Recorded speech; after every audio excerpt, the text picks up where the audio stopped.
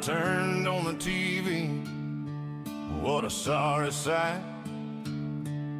Left us out there hugging every terrorist in the night. And they scream from the river to the sea while rockets fly. Then cry when the bad guys make the good guys die. They'll defend every dictator from Tehran to Havana.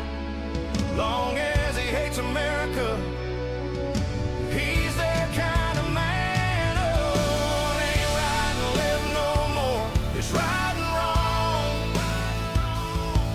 The left keeps picking the bad guys every time they sing their song. They love the tyrants, the thugs and the crooks, while the rest of us are working and reading the good book. Blue states are broken, red states are rolling in dough, but they still scream tax the rich like it's some kind of show.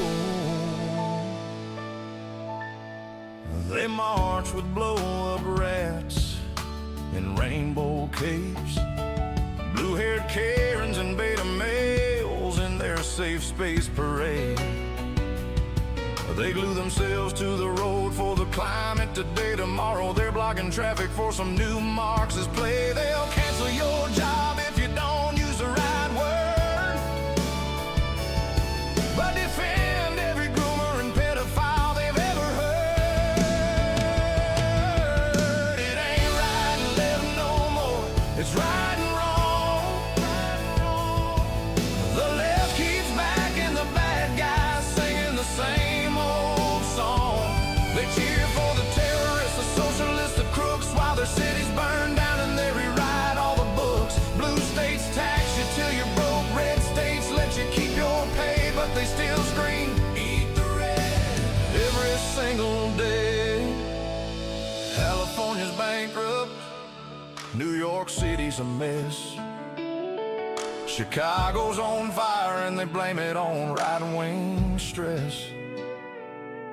They spend like drunk sailors on every dumb idea, while red states are thriving with low taxes and cold beer.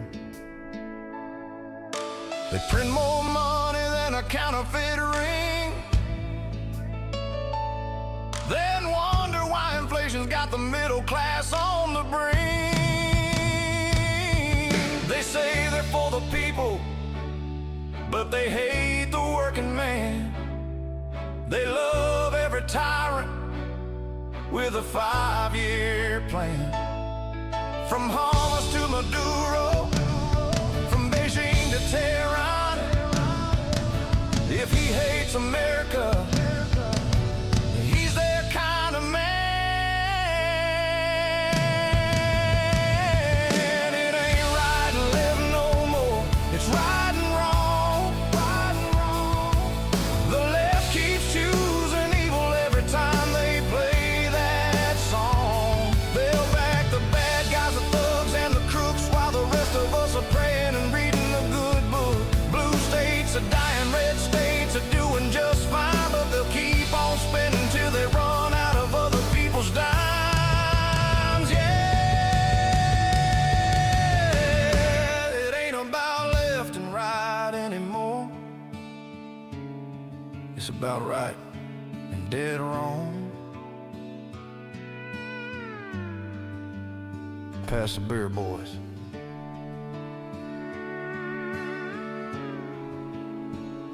We got work to do.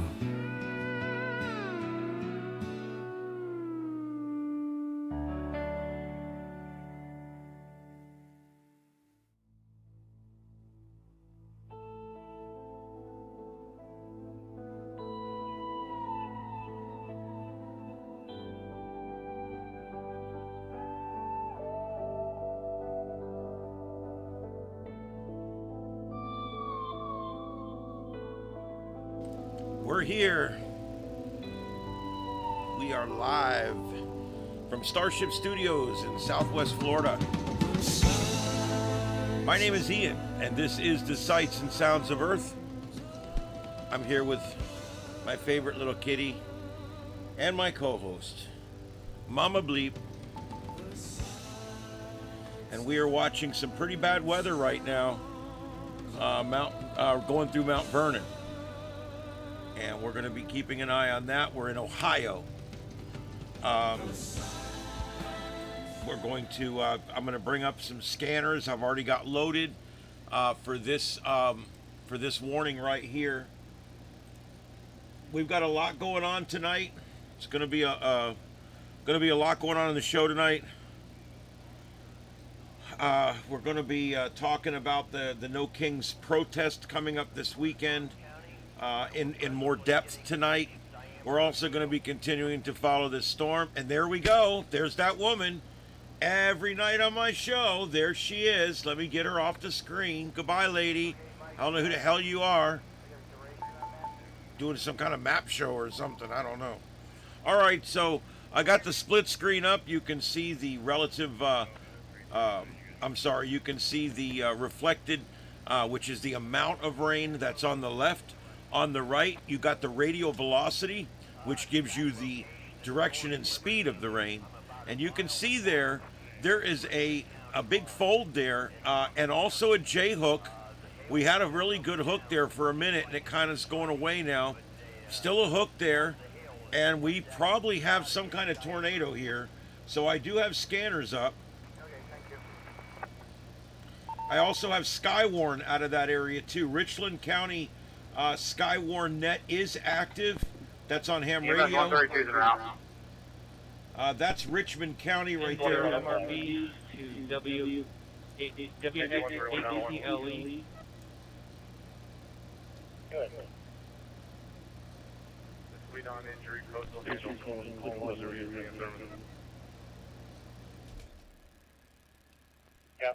I've also got up Morrow County, Richland County Fire, Knox County Fire. I'm the next coordinator for 3. Just got a report from somebody in Liberty, North Liberty, that said they had 1 inch size hail. I repeat, 1 inch size hail. Duration, about 5 minutes. Repeat, 5 minutes. Hospital gives you crossroad. All right, stand by. Hey, Mike, get a crossroad, and then we have to let you know. You guys like giving Farmer a hard time. I love it. Oh, goodness. Well, Ohio, was you trying to contact me?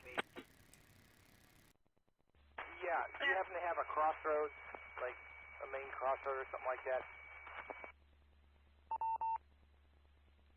It would actually be North Liberty Road. Location here is 21081 North Liberty Road. It's about a mile south of the Richland County line, almost about 4.5 miles due south of Butler. Okay, sir, it's on North Liberty Road, about 4 miles south of the Richland County line.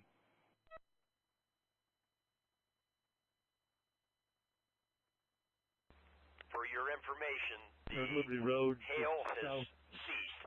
of the Richland It's past County now. line. 1 inch hail, duration is Don't know 5 what minutes. direction it's going, but Appreciate that. right now the hail United has States. stopped in North Liberty. 36 and All right, 54. and The zero current MRB address is clear. going to be 816 North McElroy. Medic 22 is on scene. 2107.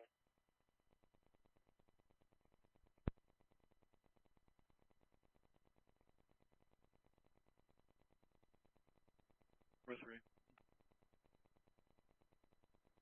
Clear.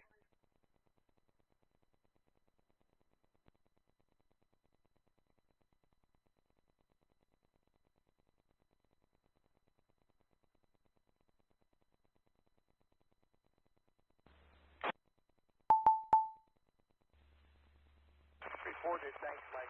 Appreciate it.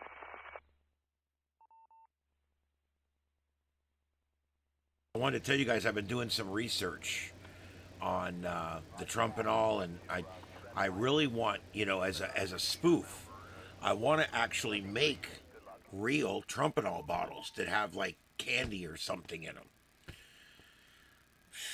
It's not going to be that much to do. I can buy a pack of 100 of the stickers.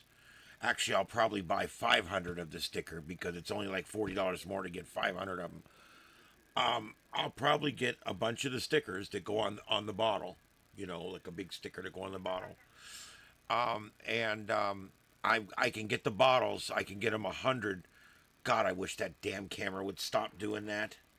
Jesus, God, give me a break. Why would it do that? God bless. And then I have to, the program's not even running. I got to wait for it to come up so I can fix the damn thing. God, I will never recommend these cameras to anybody. I can tell you that. Other than that, they're perfect. I love every single thing about them. But they fly all around and do things I don't want them to do, and that's unacceptable. The tracking is off. The AI mode is off.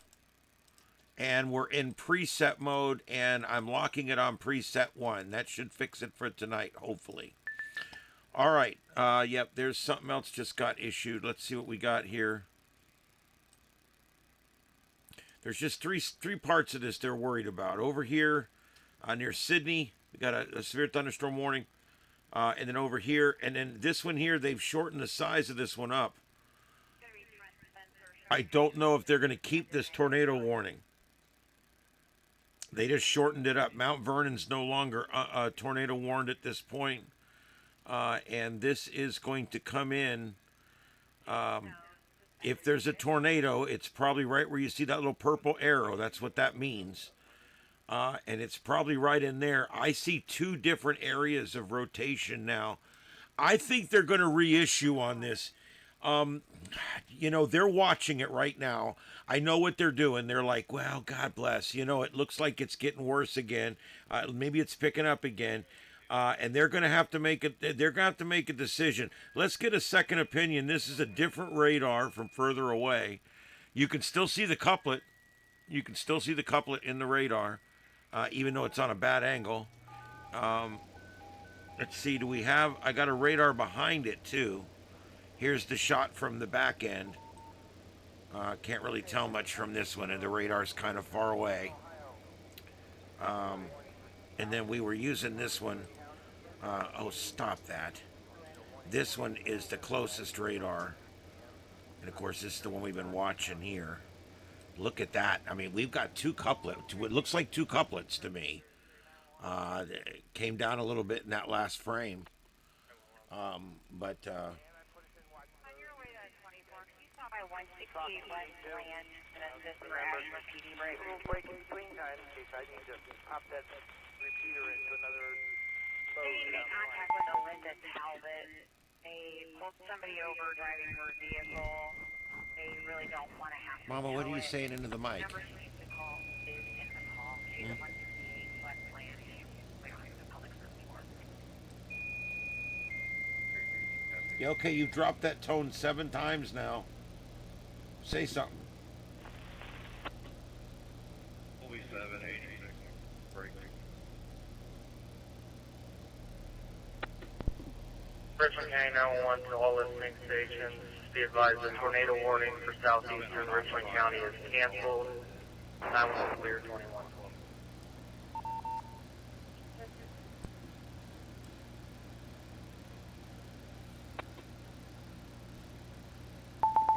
Okay, that top rotation there is just about to move outside of the warning box.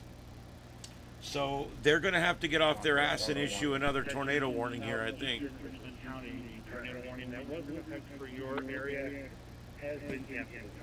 Thunderstorm with possible warning has moved out of the warned area, therefore the warning has been canceled. Just a reminder, tornado watch remains in effect until 2300 for north central and northeastern Ohio. WNK affiliate 2113. All right, let's take a little look at this storm from a couple of different angles, and then we'll jump back in again. Let's go out of the split view, and let's get rid of the warnings. I'll turn them down for a little bit. All right, you can see this. We got 3 different systems we're watching here. Let's take a look at this on the composite. Notice there's a lot more back here too. These bigger circles are all areas where the National Weather Service has noted that there may be a problem. The larger green one here is for heavy rainfall. The smaller one here is for a tornado watch. So these tornadoes are moving right outside that area right now. Okay, so let's take a look. What does this look like from a satellite point of view? Well, there you go. This is illuminating the cold cloud tops, and you can see there as it moves in. We've got a lot of really tall storms with really cold cloud tops moving over this area where you can see our three areas we're having problems. There's a lot of energy there. They're very tall, and so you can see what's causing all that energy. And there's your outlook right now. That's the area that we're looking at where we're possibly going to be getting the severe weather. That's today. Now let's take a look tomorrow. Tomorrow, not that much. We've got a minor severe weather here on day 2 and day 3 down here where we're at. Look at that. We're on day 3. Some bad weather down here for us in South Florida, it looks like. So. But anyway, right now, we're just basically looking at this area for tonight, right here, just south of the Great Lakes, from Illinois through Indiana, all the way over to Ohio, and a little bit into the western end of Pennsylvania there. We can expect bad weather through tonight. So let's get right back to it again and take a look at what we're doing here. I keep thinking they're going to issue on this another one. Let's put it back in the splits here so we can take a look at this on the radial velocity. Now, it may be losing a little bit of its intensity. Still some rotation there.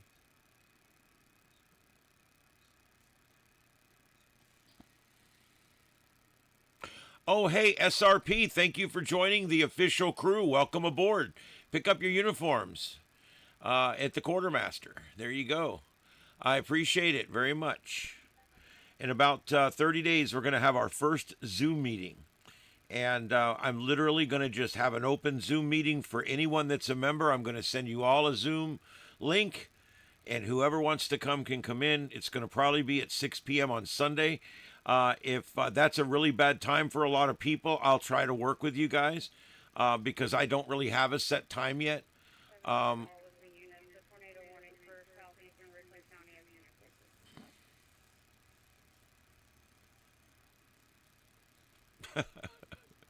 Yeah.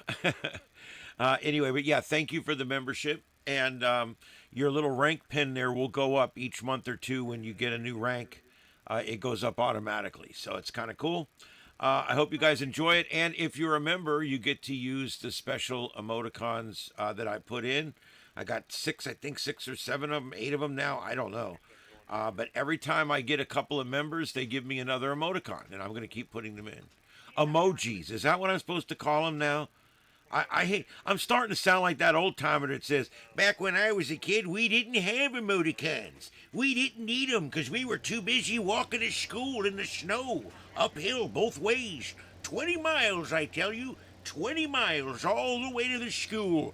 We didn't even have jackets back then. I would take my blanket off my bed to get to school so I wouldn't freeze to death, by God. Okay, anyway, there's my interlude into the old man there.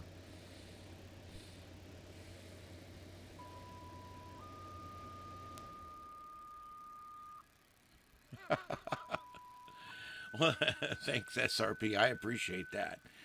Oh, yeah. Well, hey, if I'll do the honor system. If you want to tell us the name of your podcast or the name of your channel, that's perfectly fine. And then I just ask that you do the same on yours. Just let them know that you found us over here. And that's perfectly fine.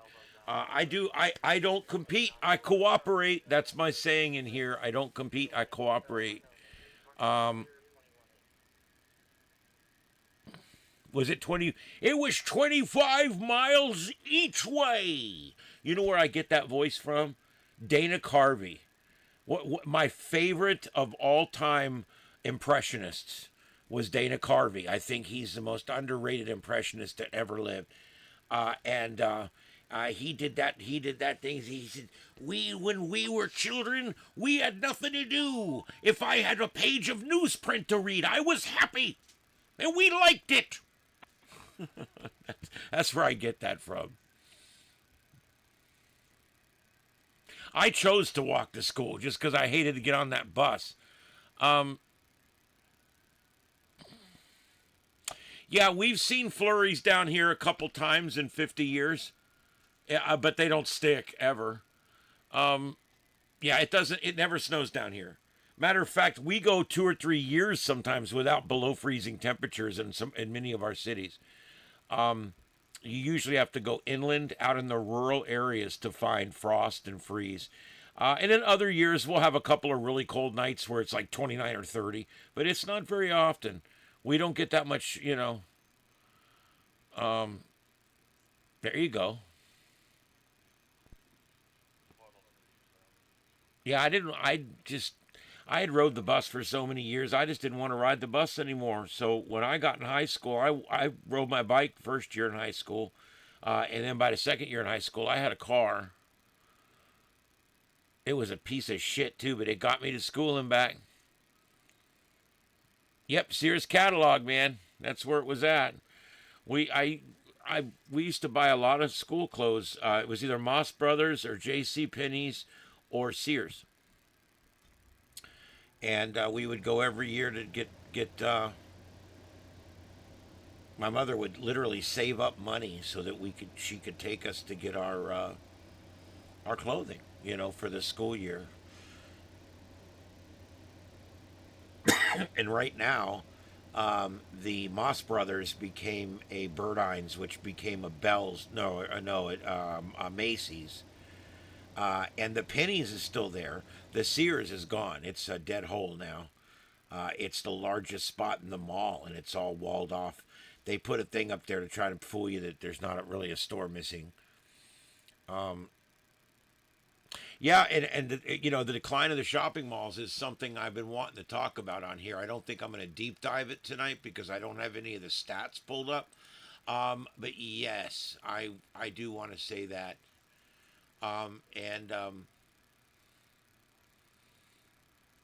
Yeah, and by the way, I just want to give a shout out, Podcast UFO live shows. You guys check them out.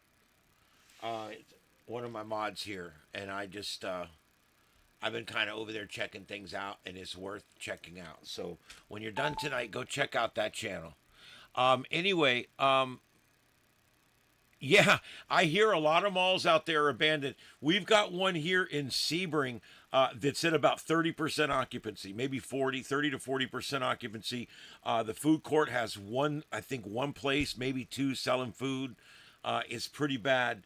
And the one up in Charlotte is, God, I don't know, maybe 65% occupancy. Not that good. They've been doing weird things. Like they do have a big movie theater in there, which is still hanging on. But they took like 5 stores and made them all into one big workout center or whatever. Another one did the same thing with Recreational Factory Warehouse, let them move into part of the mall. They're trying anything in these malls. Hey, no problem, Dispatch. We're all in this together, man. You know, I hope it helps. Let's see here. Yeah, our mall here, Edison Mall. It's called Edison Mall after Thomas Alva Edison, who had his winter home here. It's a nice mall. It really is. It's still in decent shape. It's at about 90% occupancy, 88 to 90% occupancy. And they're trying to diversify a little bit. They've got like some different weirder stuff going in there. They got like a adult daycare center going in there. It's in there now. They've got eye doctors and dentists and orthodontists, and I mean it's interesting because it's a lot of the stuff that's moving in is not necessarily traditional to a mall. But then again, it's filling the hole. People are coming in. Oh, and while I'm here, I'll go over and, look at those shorts or whatever. So I think that I think it's good. I think these malls need to learn to diversify. The one in Sebring that's doing really bad, that I'm really praying for this mall because I love malls and I know we're going to lose them all. they're doing a thing where one couple days a month or one day a week, I forget how it works. They allow people to, you bring your own folding tables and you can set up your stuff right in the mall. And you pay a $30-40 fee. It's not a lot, and it brings a lot of people into the mall. Of course, all the regular stores are open too. And so I hope that's helping them. That's thinking outside the box. I mean, you've got to do that. You've got to think outside the box. 'Cause I'm telling you something. Amazon's not going away.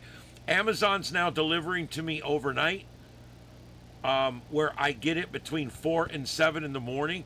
They're now delivering to me same afternoon. I ordered plugs and shit at 2 in the afternoon. It's 6:30. They're throwing them over my fence. I had them when I got home from work at 7:30. So that's really cool. And with Amazon being able to really step up their game more and more in more and more places, and eBay still there for all those used items and even some new stuff too, plus all these other ones that are out there. And there's a lot of other ones that are starting to pick up too. I don't think online shopping's going anywhere. In fact, I think the curve will continue right on up for online shopping. There will be a ceiling though.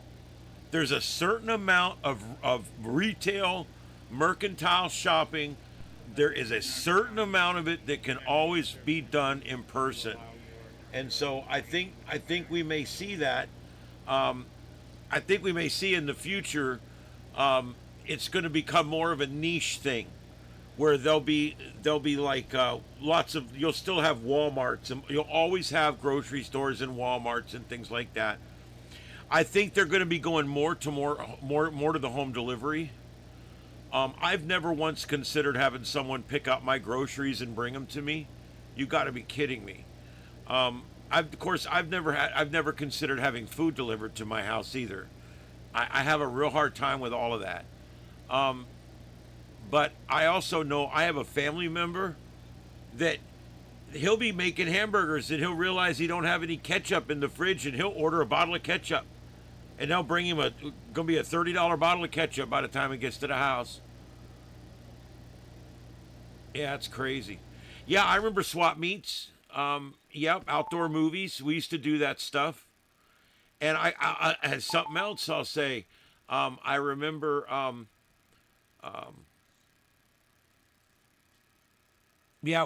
one thing that's really cool about ham radio, we still do swap meets. We literally still get together in a field, back up our trucks, lay the radios on the tailgate.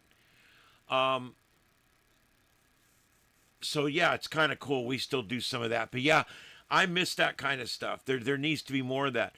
Now, we do have a really nice flea market here called Flea Masters. And there's another pretty big one, I think, called Flamingo Island down in Naples. So we do, flea markets are a big thing down here, and that's cool. But even them, normally 5 years ago, 10 years ago, they would have been to the gills right now. They're not. They're at about 90% occupancy. So that tells me right there, they used to be, you used to have to get into that. If you wanted a booth in November, December, January, February, those are the 4 months you make money down here because everybody's here.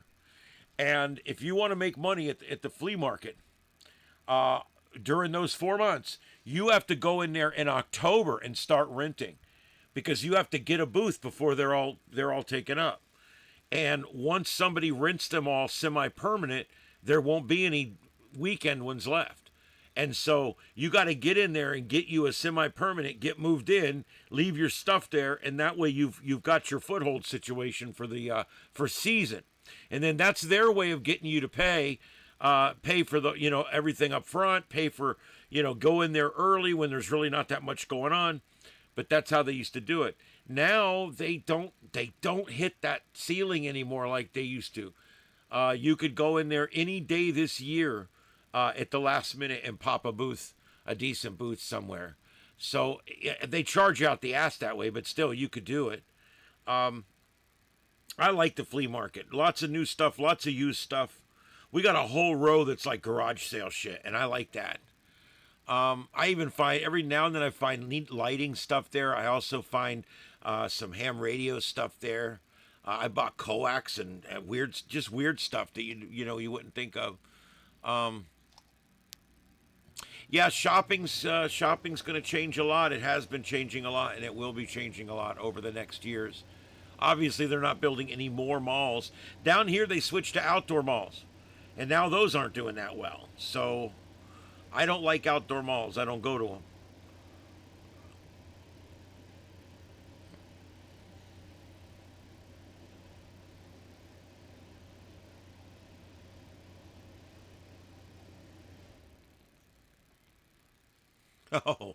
Oh, you watch with two different devices, and then when one goes to commercial, you just turn the volume up on the other one. I'm going to tell you, I really like that plan because you're watching me twice. You're helping my algorithms, absolutely, and also not having to bullshit with the ads. No, I like that. Yeah, don't forget to like and subscribe and join up, become a member. $2 a month is nothing. And knowing is half the battle. I literally hit that button by accident, but it actually fit right there where it went. Did you guys notice that? I said, don't forget to hit that button. Yeah, and knowing's half the battle. E-I-O. The more you know.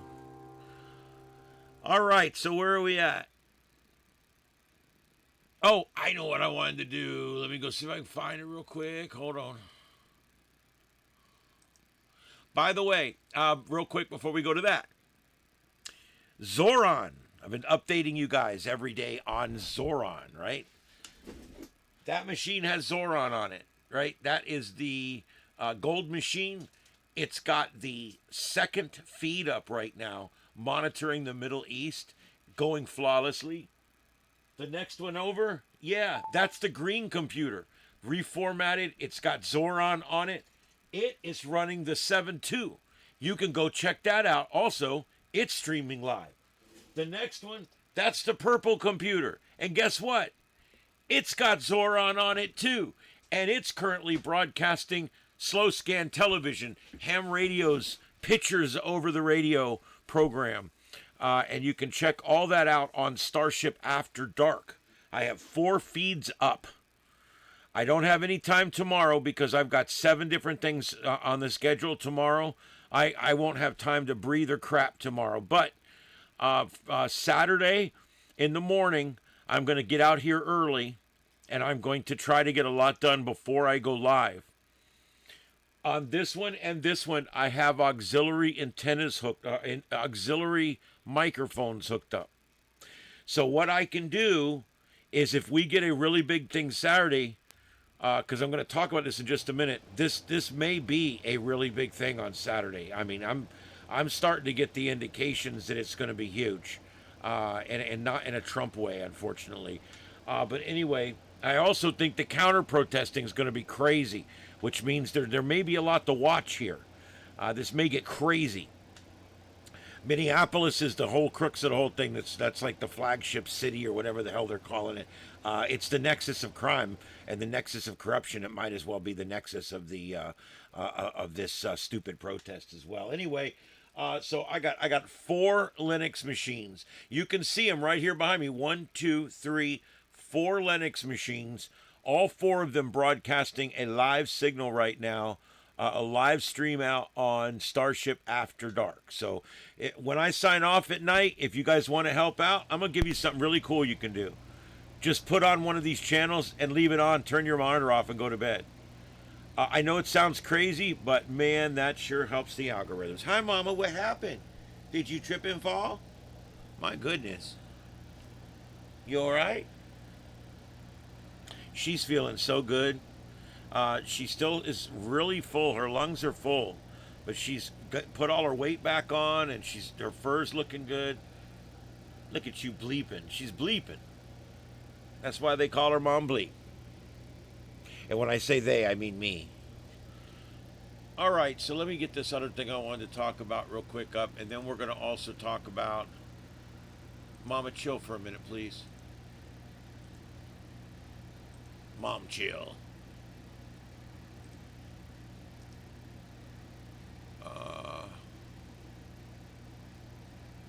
Christ.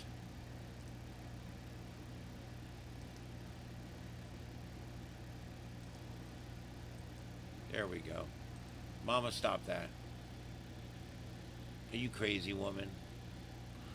Okay, so the other day I was checking my replies and my, a lot of people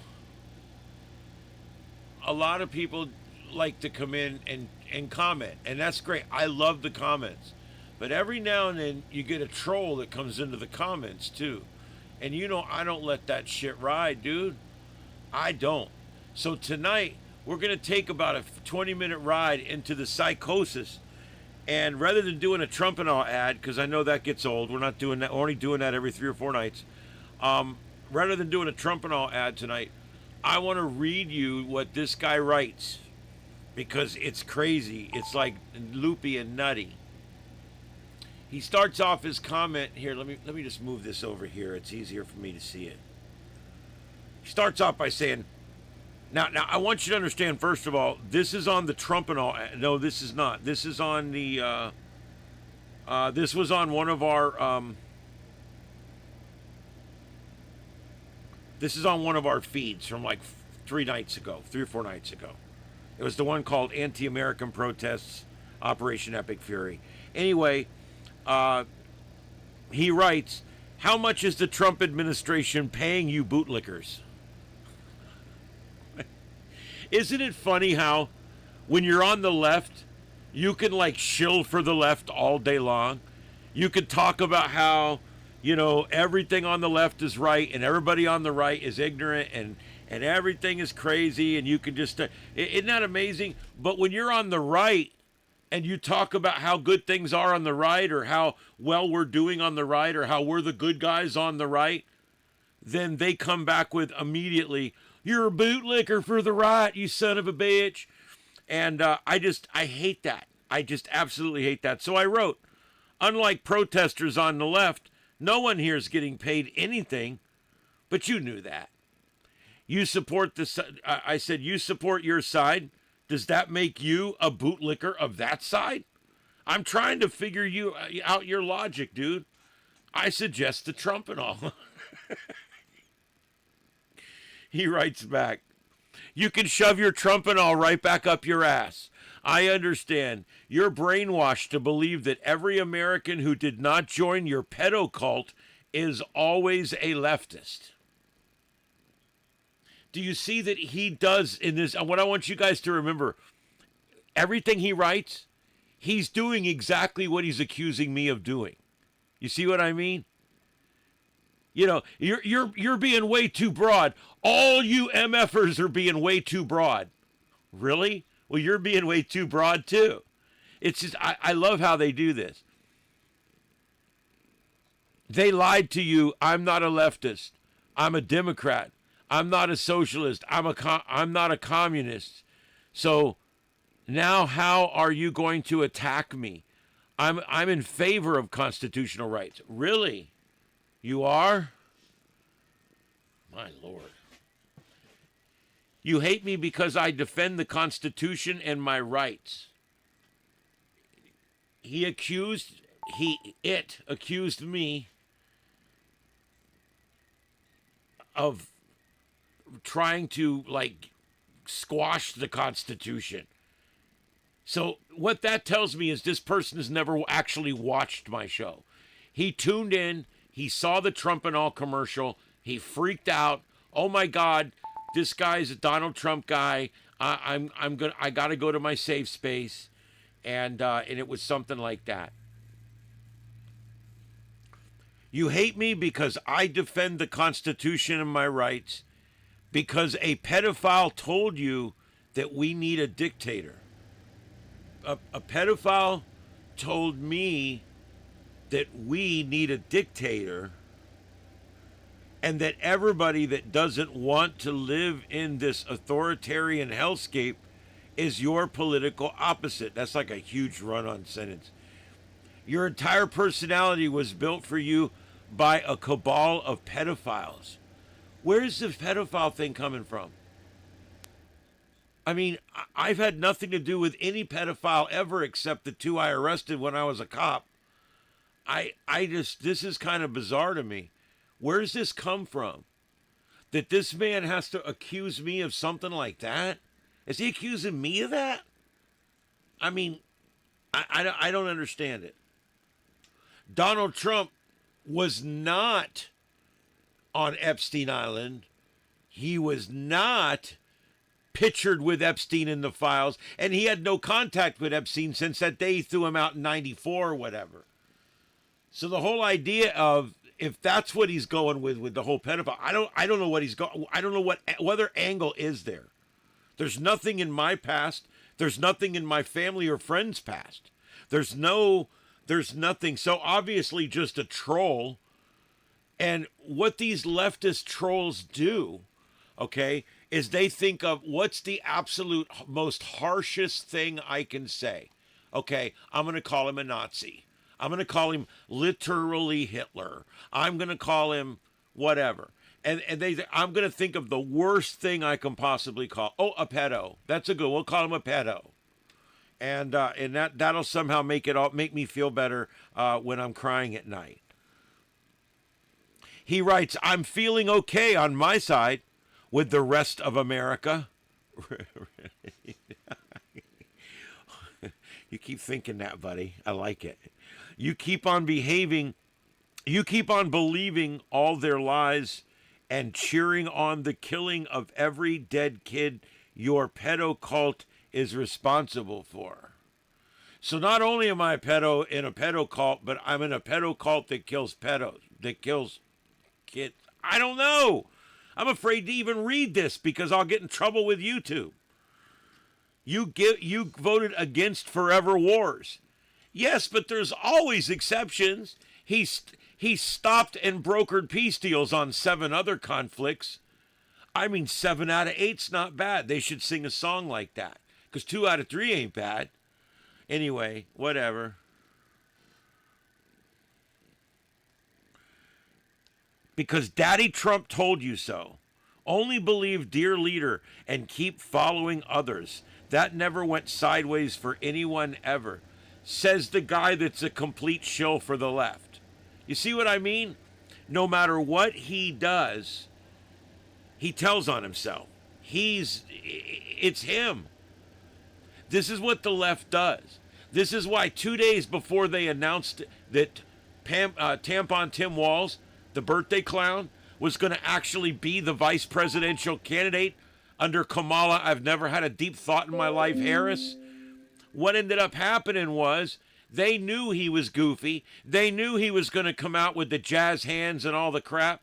And they knew what was going to happen. And they knew people were going to make fun of his clown-looking ass, right? And so they came out 2 days before that, and all the Democrats and all the mainstream media started calling J.D. Vance weird and strange. Do you guys remember that? You can Google it. It'll come right up. He's weird. He's strange. 2 days later, they announce that Tampon Tim Walz, the bathroom clown, the birthday clown, he's a bathroom clown too. He, in fact, is going to be the vice presidential nominee. Not the other 2 that might have helped her, but him, the guy that actually couldn't possibly help her. And he comes out and he's waving and he's jazz handing and he's doing all the stuff and he's, I hate to use the term, but gaying it up as much as he can. And he comes all out there acting weird and acting strange and doing all this stuff and pointing and laughing and making all these jokes and holding his belly and acting like Santa Claus on steroids. And next thing you know, it all makes sense to me. This is why they started calling J.D. Vance the most normal MFer I've ever seen in politics, by the way. Probably one of the most normalized people you'll ever find. Trump's nuts, okay? And every other president we've ever had was nuts. J.D. Vance is actually a pretty normal guy. He's a pretty straightforward guy. I like him. And so when they started calling him crazy, I knew something was afoot. And then I figured it out. When the birthday clown come running out with the jazz hands going, pointing at everybody and screaming and spitting, I knew that guy, that's why they were calling him crazy, because they were literally setting the narrative the opposite way of the way it really was. And so the next day when we all started saying, That guy's nuts. He's crazy. He's weird. They all came back and said, well, so's J.D. Vance. We've been talking about it for a week. That's the bullshit that goes on. You see what I mean? Nobody in their right mind thinks J.D. Vance is weird or strange. Pretty straight guy, straightforward, you know. And so that was like a real joke right there. But it was funny because it's right there in front of you. You can examine it, you know. Oh, I don't know. I don't know if I want to go through this whole thing, but it was pretty funny. I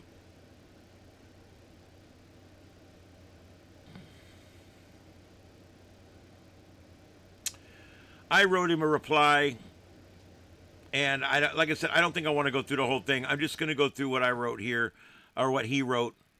Why is it that you immediately report that every person you see that's against the horrors that are taking place are Democrats or leftists or socialists or commies or anti-American?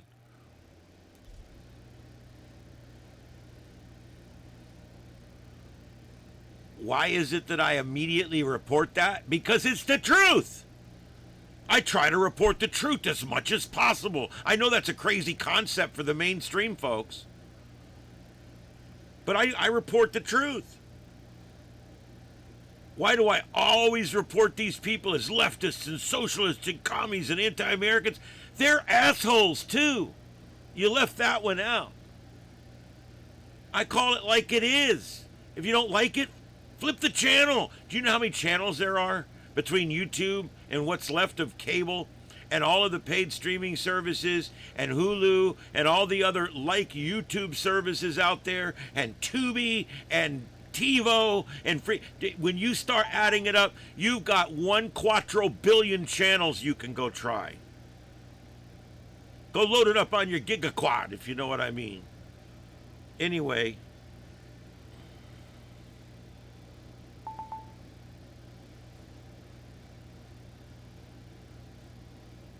he says, can you convince me that protesting against tyranny isn't the most American thing you can do?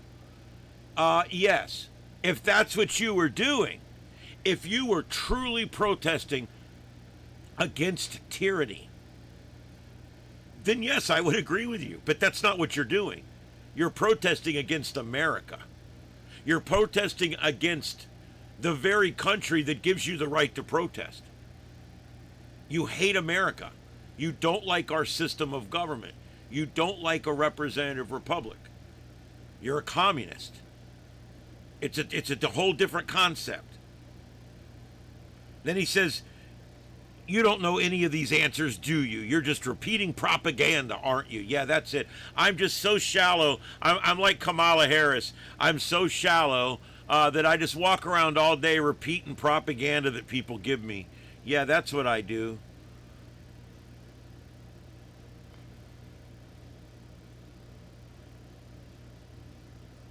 He goes on and on. I'm not going to read. It's stupid. You just keep repeating the same narratives over and over. You need to believe who you are and believe that you're right. Why don't you prove it? Prove what? I mean, it's all right there. That's what the left doesn't get. When they're like, why don't you prove it? Okay, I can. What would you like? Just go to Grok. I'll tell you what to type. You can prove it yourself.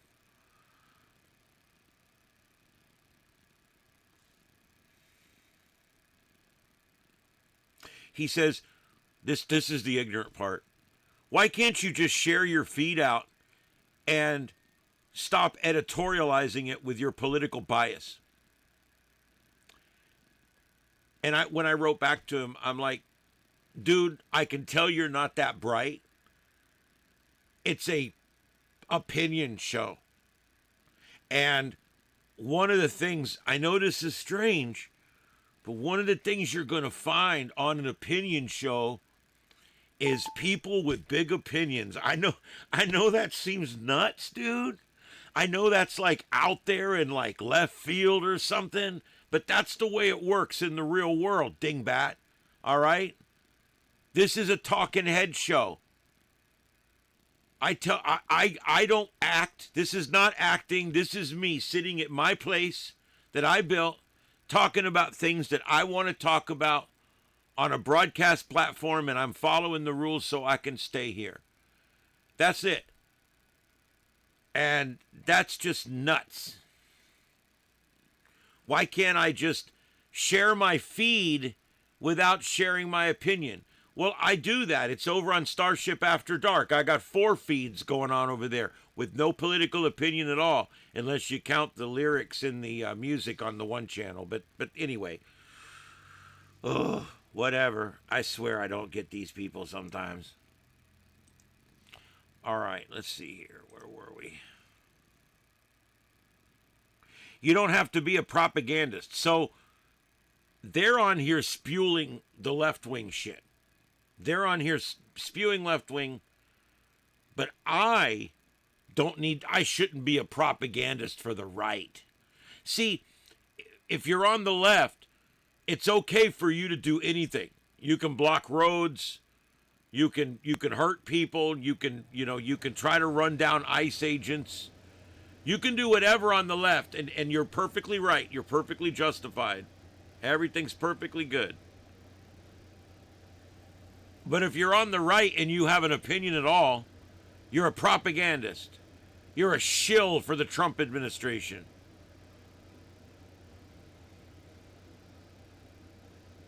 You don't have to lie to people out of obedience to the right.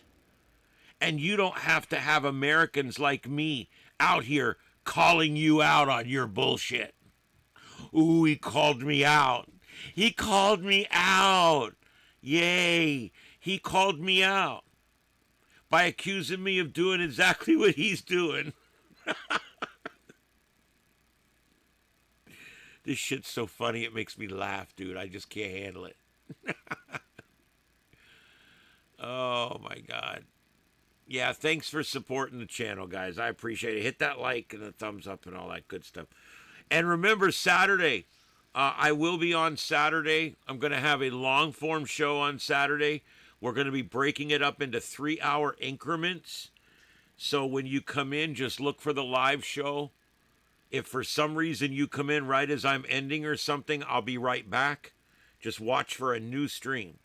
I do that because I've had 2 12-hour live streams that I lost monetization on because of the protesters saying F Trump, F Trump, F Trump, and I got demonetized.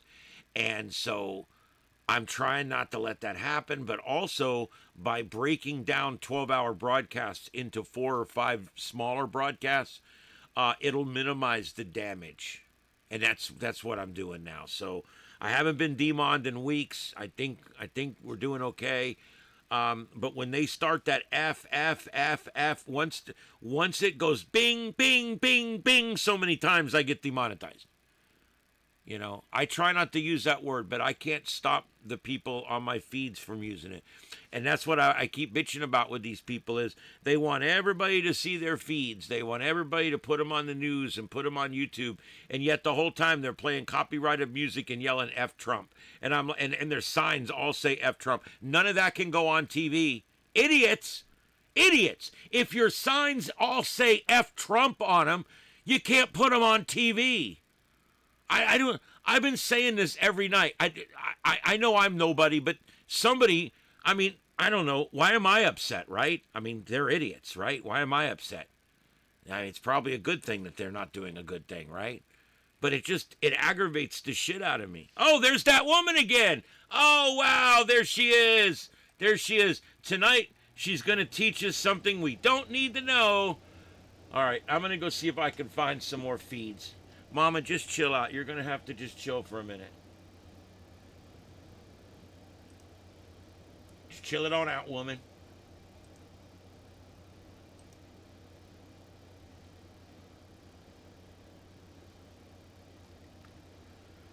Once she realized that she could live in here out of the rain, out of the cold, and sit here in front of me for hours at a time, climbing the ladder, making biscuits, loving on me, I can't kick her out now. I mean, this is her place. She owns it.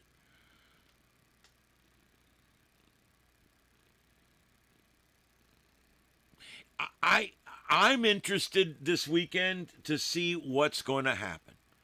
I'm really interested to see what's going to happen because so many oh god damn this camera. Swear to God, I hate these cameras. The last two No Kings rallies, one was a decent nationwide size event. The second one kind of flopped. This one, however, has got a lot of support. And they've been telling everybody for weeks to not go below your load, to save it, save it, save it. Let's all go out on the same day. And that's a smart thing to do. Having 40 people, 50 people show up every single night out there is not going to have the same effect as 10,000 people showing up at one time. And so I agree with that. If they're going to do this right, they need to coordinate it and organize it, which they're doing. And they're going to be showing up out there in union buses and everything else, dropping off these teachers union people and music teachers and all that bullshit. I'm starting to see a couplet forming up again. We currently do not have a severe thunderstorm. We have a severe thunderstorm on this, not a tornado. That's a red box, so that's a severe thunderstorm. But I'm starting to see what looks like a slightly strengthening couplet, and Mama's still climbing the ladder. Mama, are you all right? Yeah, I'm starting to see a bit of a couplet there again, so we'll have to see if they issue on this. It's already past Franklin. Oh, something just got issued. Do we have any? We have nope. Just severe thunderstorm. This is a hell of a storm complex, though. Let's see what else we got.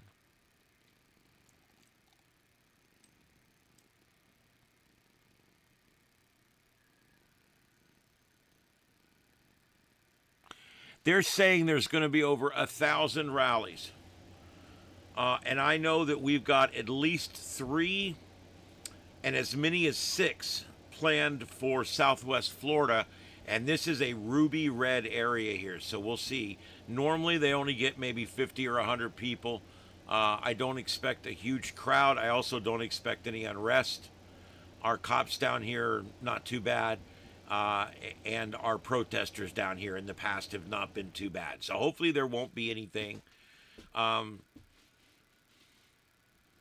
lot of times people are assholes and shit happens and it is what it is. Other times, you know, the crowd overreacts a little bit, the cops overreact a little bit more, the crowd overreacts a little bit more, and next thing you know, we're all beating the shit out of each other and gassing everybody. And I just really wish that we could just, I don't know. I have mixed emotions on this because free speech is everything to me. You guys know that. It's my number one thing in life, free speech. However,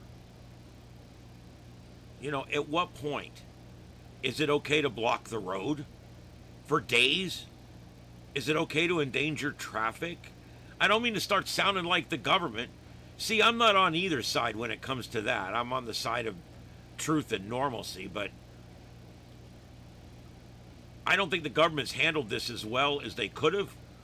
But of course, the protesters are just a bunch of cranks, man. Just doing just ignorant shit. Not really happy with any of it. This is a pretty strong system right here. This little hook is about to move through McGovern.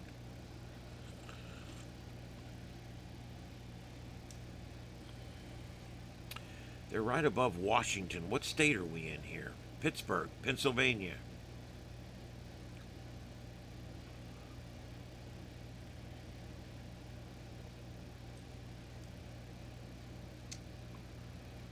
Yeah, I don't necessarily see a couplet there, but there is a lot of strong winds in this thing. There very well could be a tornado in there. Let's see if I've got some other radars here, but these are specialty radars. Let's see what this looks like. Yeah, there is a bit of a couplet back here. I don't know, guys. This is starting to show some very suspicious signs here. McGovern, watch out. It's about to go right over. It's going to pass just to the north of Washington,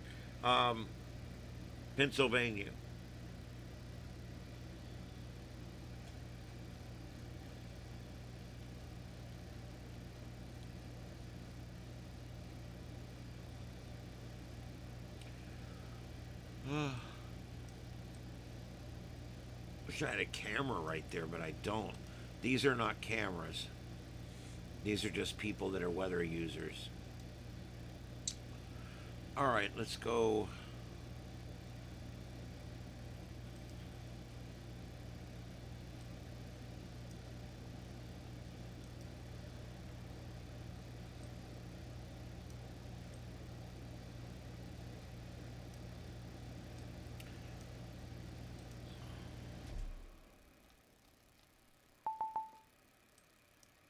Oh, another one just dropped.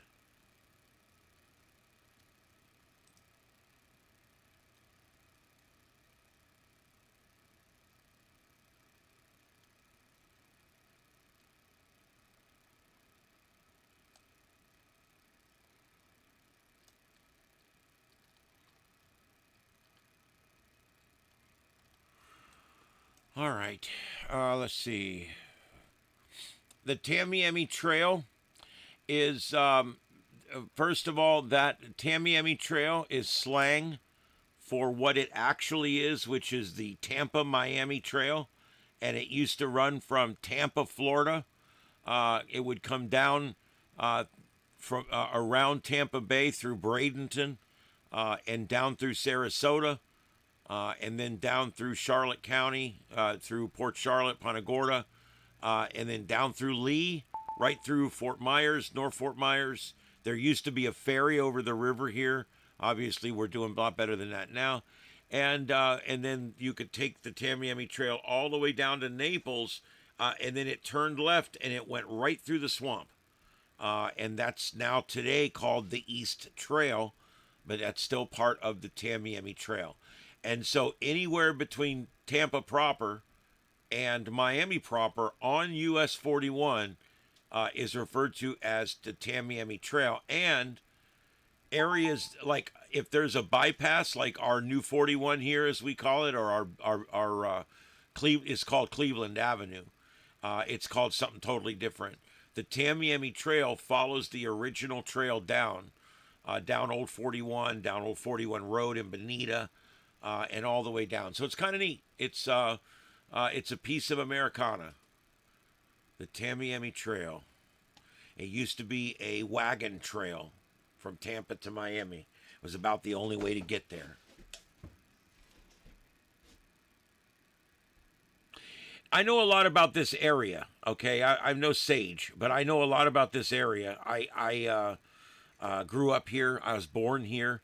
I was born in a hospital 7 miles up the road here, and my family has owned property here, and I own property here, and we've lived here our whole life.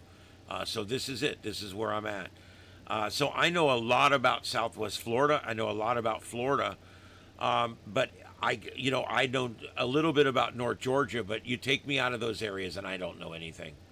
I'm not even sure what state I'm in sometimes on the radar. But yeah, in this area here, I'm very well versed. This looks like it's hooking up again.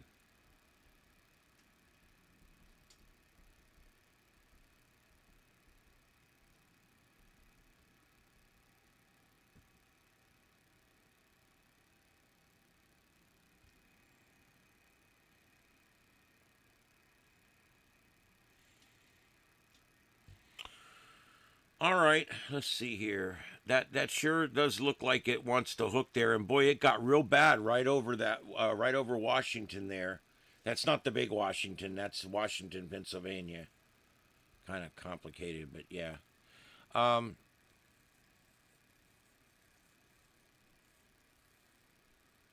The Redlands. I'm not really sure where that's at. Lake Okeechobee. Yeah, Lake Okeechobee's big. It's like the fourth biggest lake in the country. And yeah, it's huge. Lake Okeechobee is, I'm sure I've told you guys this before, but Lake Okeechobee is one of the few places in the country where you can look and not see the other side. The lake is so big that when you're standing on the bank or on the dock on the one side of the lake, and you're looking through your telescope and you're trying to see the land on the other side, it looks like the ocean. There is no land on the other side. No matter how good the glasses are you get, no matter how good the telescope, you can get a big refractor telescope, it will make no difference. You will not see what's on the other side of the lake. You want to know why? Because of the curvature of the earth, the water actually is between you and the other side of the lake. And that's why. That's why radio communications, although they slide right over water really nicely, technically, if I speak from one end of the lake to the other, I'm not speaking line of sight. If I'm at 15 feet above terrain and you're on the other side of the lake and you're at 15 feet above terrain, our antennas cannot see each other. So it's what we call over-the-horizon communications. Yeah, it requires a little bit of push and a little bit of magic. But you can still get it there, especially over water. Oh, I believe in ghosts, Victor. I ran Florida Paranormal Research. I ran a paranormal research team. Yes, I do more than believe in ghosts.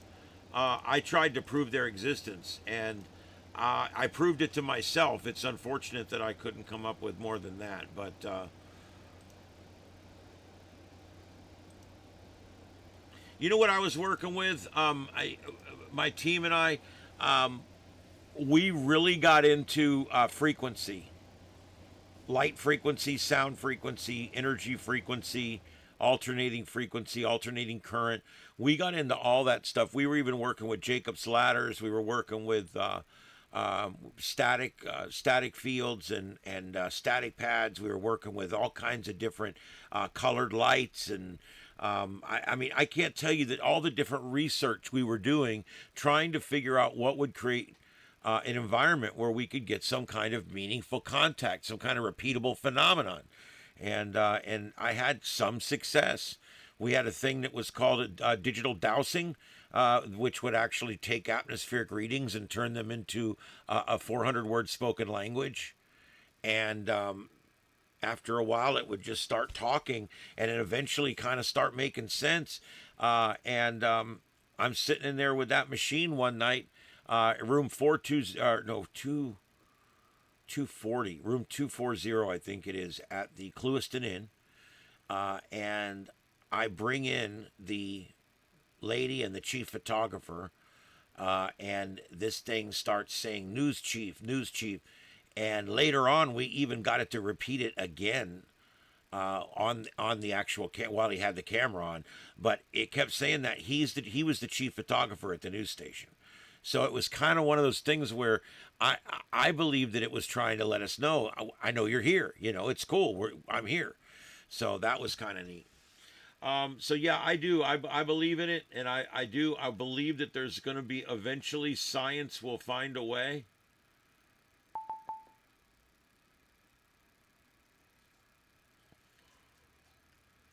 You know, I think that eventually science will find a way, but I don't know.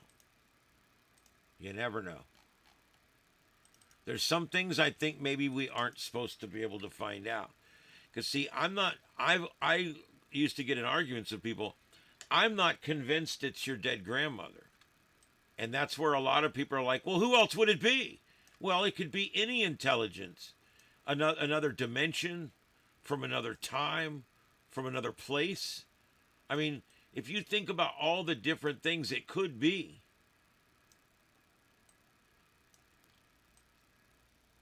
To just limit yourself to, well, it's my dead grandmother. No, I'm not sure that it's your dead grandmother at all. It may not be our dead relatives may go to heaven, and that's all. Nothing may happen. I don't believe that, but there's way too much evidence to prove otherwise. When I was a ghost hunter, as I called myself, a paranormal researcher, I was a scientist that had studied the paranormal.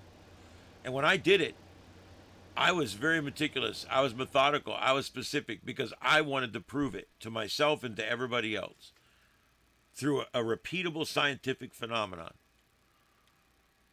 But I immediately came to the theory that I cannot go in there with, hey, it's your dead grandmother and I'm going to try to contact her. Hey, Granny, is that you? No, that you can't do that. You have to go in there with an open mind. First of all, our dead loved ones may all go to heaven. This may not even be our dead loved ones. This could be extra dimensional, extraterrestrial, whatever. It could be something that's not even corporeal, something that's always lived in an energy state. It could be our future selves trying to contact ourselves in the past. It could be so many different things, and you have to keep your mind completely open to all the possibilities and not get yourself locked into a box early on. And some people actually got mad at me because they are like, you're trying to prove it's not our dead relatives. No, science is not about that. Science is not about that. Science is about coming up with a hypothesis, and then you go and you try to prove it, but you can't lock yourself into that hypothesis. My hypothesis is there is another intelligence out there, and that this intelligence at certain times, places, and for reasons unknown, intersects with our reality. And when that happens, there can be brief contact in different methods and different ways. That's my hypothesis. It has nothing to do with your dead grandmother. So that's why what I do is not pro or anti-religious. It's not good or bad. It is what it is. It's science.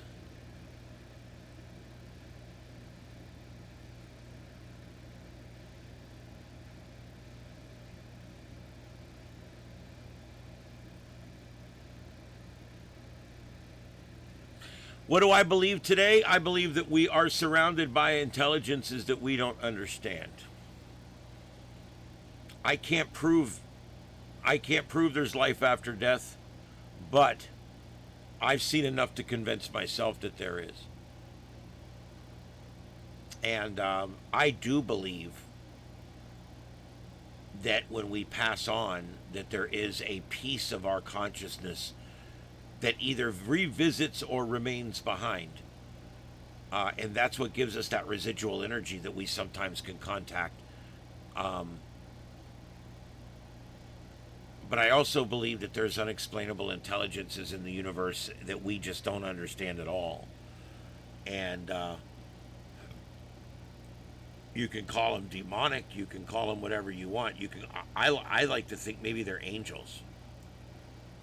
And maybe they're here to help us, and maybe even they're doing mean things to us. But it's not mean things. They're giving us challenges so we can improve our soul. I think about this stuff a lot, and there's answers here. There's a lot of answers here, but I just don't know what they are. I've thought often about going back and doing paranormal work again now that I have the ability to broadcast it better. And I'll be honest, if I had one of you guys that says, hey, look, I got a haunted room. I got a house that nobody's living in. There's a haunted room and there's internet there. I can put up a ghost cam. Let me know. I got all the stuff. I know how to do it. We can put up a ghost camera and we can set that up in there, put up 24 hours a day. And we can speak into the room. We can do EVP work. I've got some EMF detection equipment and stuff. I mean, I'm looking to cooperate. It is very hard to find anybody that has a location that's had some kind of activity, that's also willing to let you just use it, that has internet, but nobody's living there. It's really difficult to find a location. We tried for over a year and a half to try to find locations to do what we were going to call static investigations, where people at home would be the investigator. You would be the investigator at home. And when you see something, you would type it in the chat room. And when you typed it in the chat room, that would time code what you saw. So we could then go back and we could look at all the stuff that people saw. And I thought it was a great idea. Unfortunately, it didn't quite work out. Most people that do stuff like that are not interested in actually writing white papers or doing any kind of real empirical research or anything like that. So it became increasingly difficult. It became more just about doing the show and finding the ghosts than it did about the actual science, which is why I started the thing.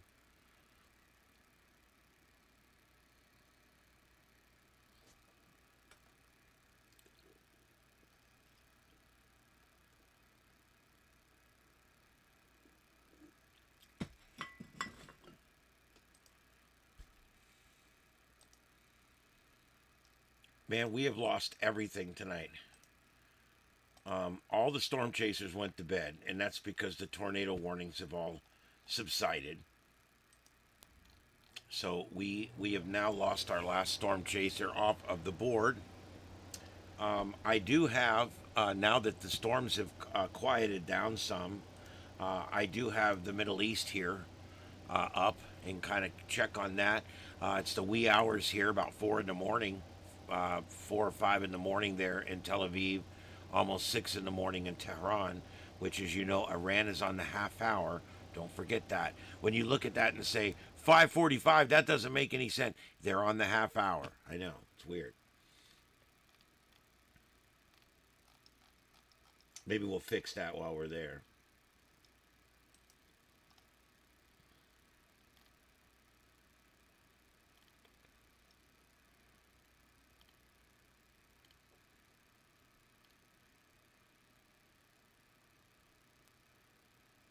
Oh, here we go. I think this is live.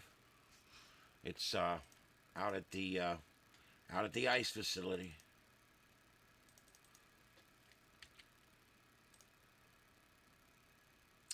My Trey Rado, my host, had me do.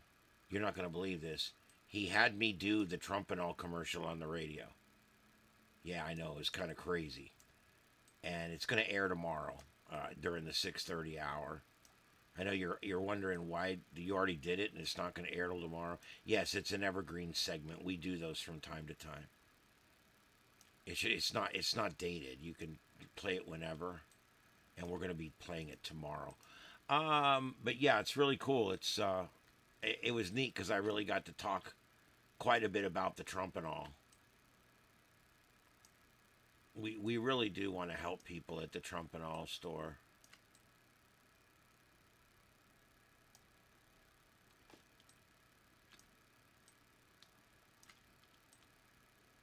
All right, I'm trying to get this. Here we go. There you go. There's the ICE protest. Da-da-da-da-da. There we go. This is from Pretend Media. All right. Let me see what else we got. I think the storm chasers all went to bed. I will admit, I'm not a big time storm chaser. I've done a little bit of it here and there. I will tell you, when it gets dark, it takes all the fun out of it. Because the danger goes way up, and the what you're going to end up getting, if anything, is not going to be that good. And so it kind of sucks in a way. That's why on the weekends when I'm available, if breaking bad weather starts at noon, I'm going to go on because I love virtual storm chasing during the day. Pretend Media. He actually doesn't do so bad. He doesn't do so bad. He's I don't know, but I mean, normally his stuff seems live, and he takes a lot of the stuff from the other, like Facebook and stuff that I don't necessarily have, and composites it up, and it makes it easy for us. So we appreciate it. That's why I give him a little shout out.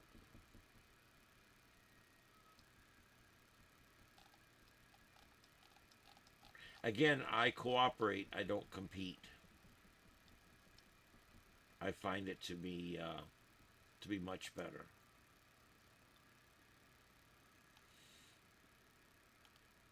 And just to remind everybody that's in Starship After Dark, the channel Starship After Dark, we actually, for the first time in a while, I've got a bunch of stuff running over there, kind of testing with some of it, but it's all working. Here's the channel. You guys can just, if you don't mind, go over there and hit the subscribe button for me. I think we got, what do we got over there? We're at 3,650 something subscribers. What I do on that channel, that is my channel just as much as this one, but on that channel, it's all non-hosted stuff. You know, you just go over there and check it out. We're rewriting a program right now for Linux. So in the next week or so, I'll have the scanner program to where it'll work in Linux. Once I have that, I'm going to have up probably 3 more of these doing scanner feeds. And then I have 1 more after that. I actually have, believe it or not, 7 of these HP thin clients. And I'm going to get every one of them. And then when I get all these done, I think I'm seriously thinking about trying to install this in my laptop. It says it'll do it. The Zoran. And every time I say Zoran, I want to say Kami Memdami. But it's not that Zoran. It's the better Zoran. Yes, I'm glad you told me about it too, Deploribus, because it has re-energized the studio here. I was basically dead in the water. You guys know it. I've been trying to get these feeds up for so long, and I get them all going. I come out here, I spend hours getting everything going, and then I get home from work, and 3 of the 5 that I spent all morning getting going are down already. And then by the time I get off the show, another one's down. And by the time I get up in the morning, the last one's down. Why? Windows cannot broadcast more than 24 hours. It just can't. Anybody that's running webcams or running long-term broadcasts is running Linux or Apple. Because Windows, it just runs cruddy. It just runs like shit. And so, right now, this is a Linux machine, that, 3, 4. There's 4 of them. This one is the black computer. That one is the gold computer, the green computer, and the purple computer. Over there, I got the blue computer, the gray computer, and the white computer. Those 3 are all going to be, they're all going to be done over the weekend. I plan to have all of those switched over to Zoran Memdani also. And, I'm going to put up scanner feeds. They're all going to be going 24 hours a day now. This is what I've been waiting on. You guys realize this is what I literally thank you very much for telling me about this shit. I've tried so many other ones. I have not run into a command prompt yet. Yeah, it says you can install a test version to see if it'll work. And yes, that's exactly what I'm going to do. Yes.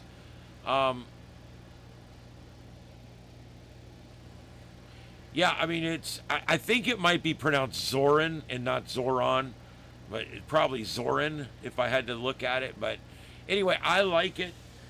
Very, very happy with it. I will probably eventually even put it in this machine, the main machine. I want rid of Windows. I want out of Windows. I want out of the Windows business. I am done with you, Windows. Bill Gates.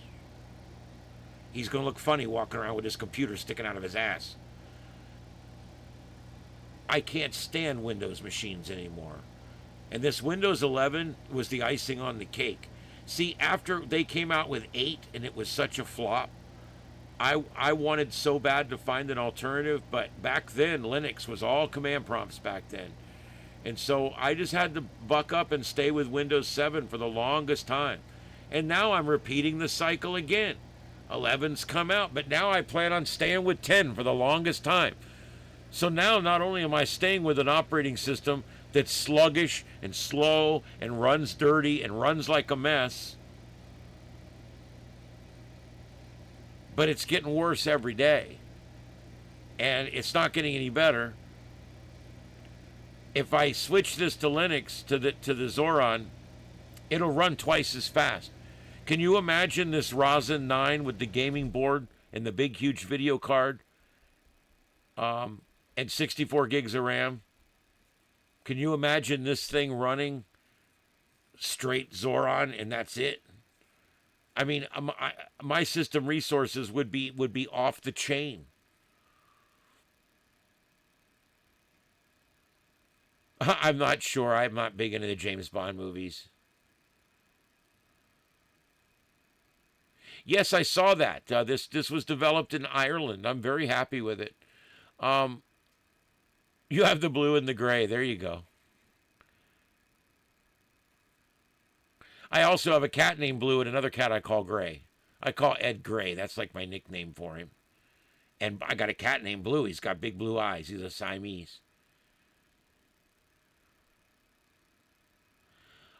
So anyway, I'm going to continue doing that, and I may do that thing on when we do the protests on Saturday. I may go live with 2 or 3 feeds. I may actually go live where I have 2 or 3 of these machines all broadcasting, and you'll be able to hear me on any of the 3 feeds. So if you got a second or a third machine, and you're one of my mods, especially, you're going to be doing Saturday with me, I hope. If not, I get it, but but if you're going to be here, you might want to have several machines ready, or some a couple of screens on your big machine, or whatever you got there, because I'm planning on having 2 or 3 different live streams going at the same time, and I'll have all my chat rooms up at the same time, so I'll be able to read all 3 of them, and when I talk, I'll be talking on all 3 channels. I'm going to do scanner stuff. I'm going to do all kinds of video from what I'm probably going to do is one will be like Minneapolis in the Northeast, and one will be Portland in the Northwest, and one will be the South or something like that. I don't know yet. I'm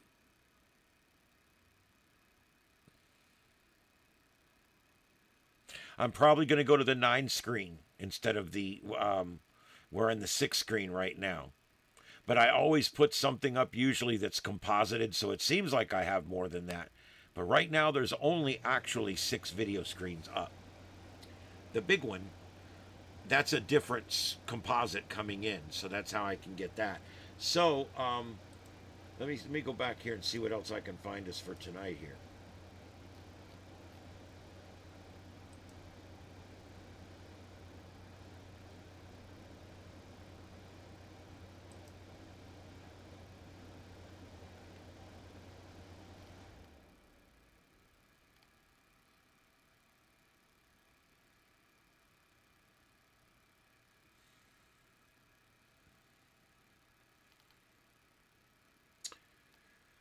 Oh, man, there's nothing going on.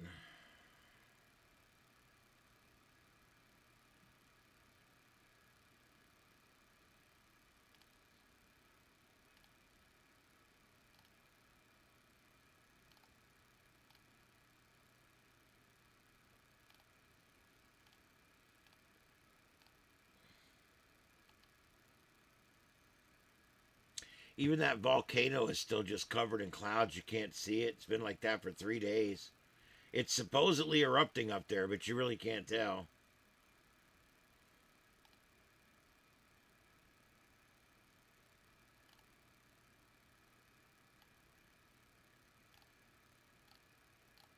Nope, I don't see anything there. Let's try here.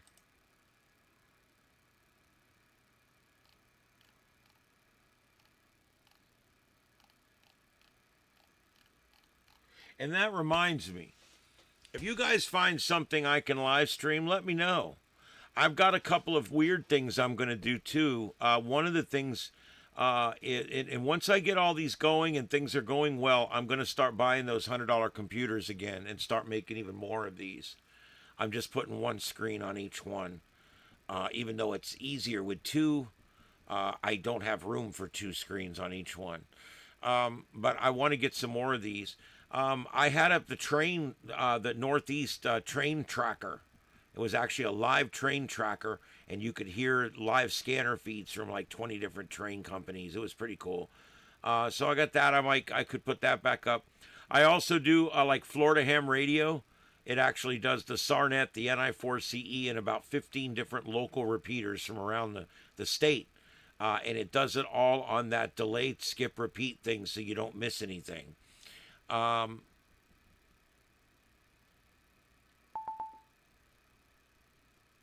So it should be good. And so I'm probably going to put that up. Like I said, I've already got the slow scan TV up. I've already got the 7.2 up, and I've got 2 different live screens from the Middle East that show plane tracking, They show the red alert system, and they show radar. They show live screens from over there, whatever. So it's pretty cool. You guys can check that out at your leisure. Here's the link again. Actually, there's an extra character there. That one should, if you guys could just go over there and hit that subscribe and maybe hang out for a little while over there later once we go off. All right, so we're watching the Portland protest. Remember, I keep having to remind myself, we're post time change here, so we're on daylight savings time. We're about 30-40 minutes before it gets dark out there in Portland. The sun should be setting now, and it's 7:30 there. All right, it's the bottom of the hour. It's time for the top of the news. I like saying that. That's why if I catch the bottom of the hour, I just say it. All right, let's see what's going on in the news. We used to do a news wheel, and we would always say that. That was part of the liner that would say that. I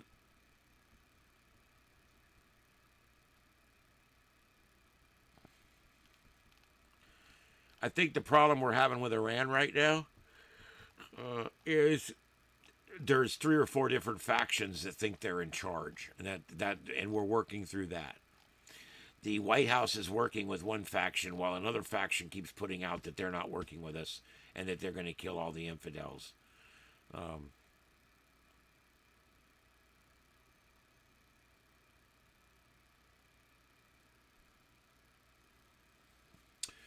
Okay. Yeah, there was a wild riot last night in Chicago. Teen mobs swarmed downtown in a chaotic takeover. Fights erupt, cars targeted before curfew crackdowns hit. 8 juveniles were arrested, 24 curfew violations issued after crowds were seen jumping on cars and fighting. A large teen gathering in downtown Chicago descended into chaos Wednesday night, prompting the curfew.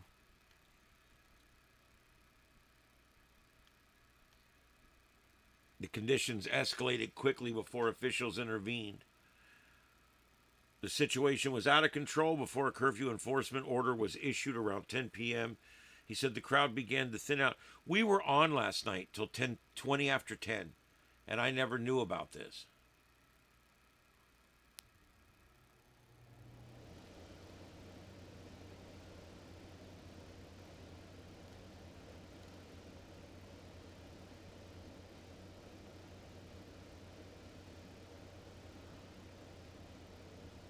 These were young kids. The ones they arrested ranged from 13 to 16 years old. One of them was 15. He had an outstanding warrant. This is Chicago, after all. Another boy that's 16 faces more serious charges, including 3 felony counts of aggravated assault on a peace officer, along with a misdemeanor reckless conduct charge and a citation for riding a bicycle on the sidewalk. See, they always got to be a prick. They always got to put the little icing on the cake. Details about the chaos were also captured by witnesses and groups monitoring activity downtown.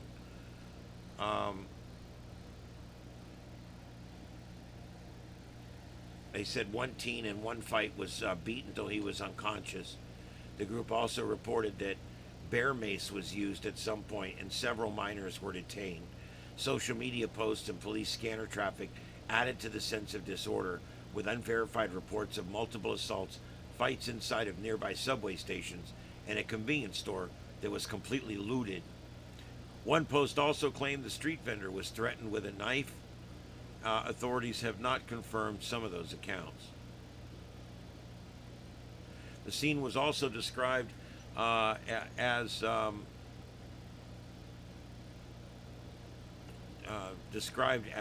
seeing hundreds of teens just running through the area.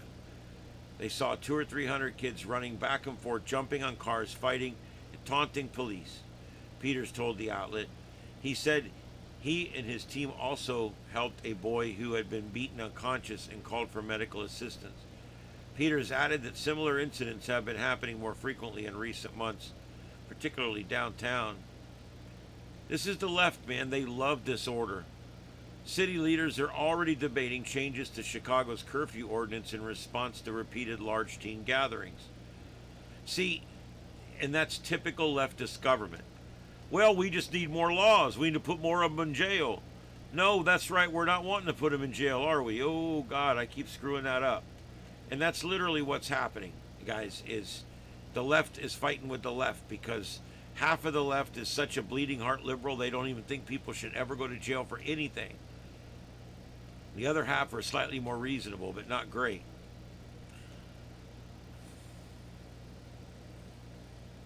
A proposed update to the law would allow officers to issue a 30-minute warning for crowds to disperse before taking enforcement action. Police would also be required to ask individuals their age and reason for being out before issuing citations. So,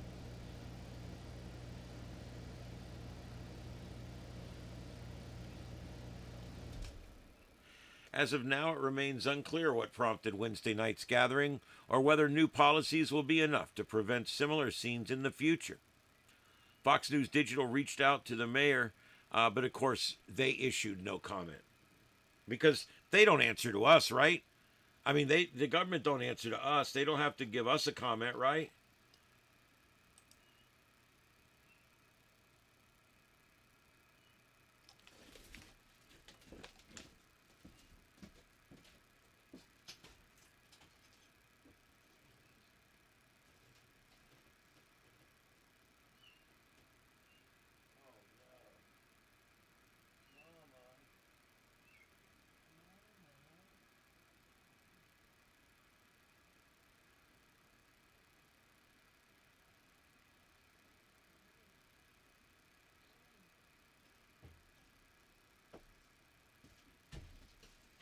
You guys will not believe what I just found outside my door.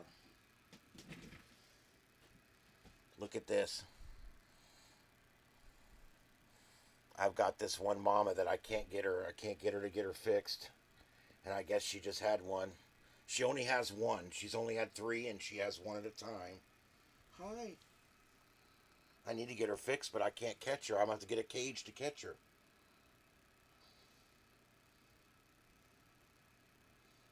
Sweet little thing.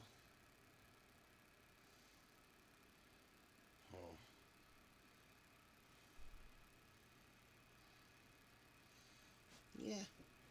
Say hi to everybody. Yeah, it's a little Siamese. Yeah.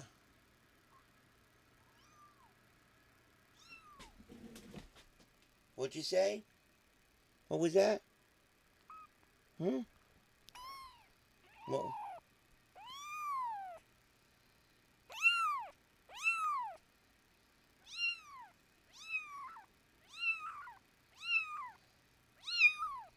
Mama, you gonna take care of this one? She goes, that one didn't come out of me. I don't want nothing to do with it. Mama, I got your baby right here. I'm gonna bring her back. Her mama's getting mad. Come on, Mama. I got her right here, sweetheart. You know I'm not gonna hurt that little baby.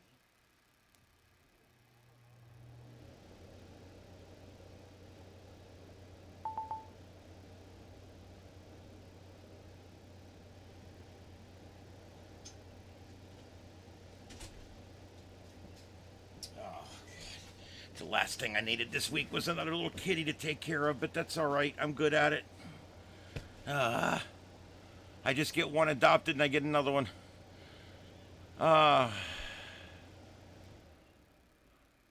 Yeah, that cat, I've never seen it before, so that's the first time it's been picked up by a human. And I will now pick it up twice a day, every day. It's part of the process because I want it to be tame enough that I can try to find a home for it. Oh, I know. Siameses are great. I got a bunch of them. Apparently, in this neighborhood, back over here on the other road, on the hard road on the other side, apparently somebody over there was breeding Siamese cats. And then when they left, they just left a bunch of them. And I ended up with, I've got one that's not my cat, but he thinks he's my cat, and that's Chewy. He's fixed. I got Blue, he's Siamese, he's fixed. Oh, Chewy has white feet though. He's a Siamese with white feet, and then that mama, every time she has babies, they're Siamese. So that's the other Siamese that eats here that's knocking her up.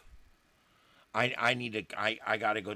The place that we get them fixed, if I go, they'll let me borrow the trap so I can get her. But you know what? The last time I tried to trap her, I couldn't get her. Every time I'd walk out, it was a different cat in the trap.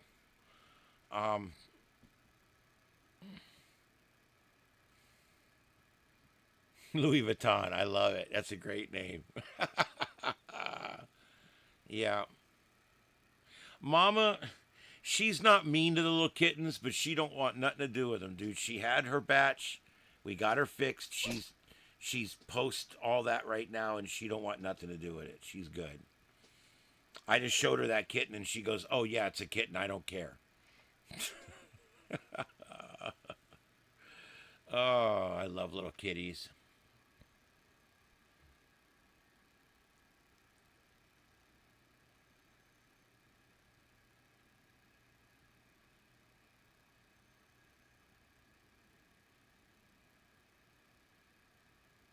Well, that's cool, Dispatch. I appreciate that.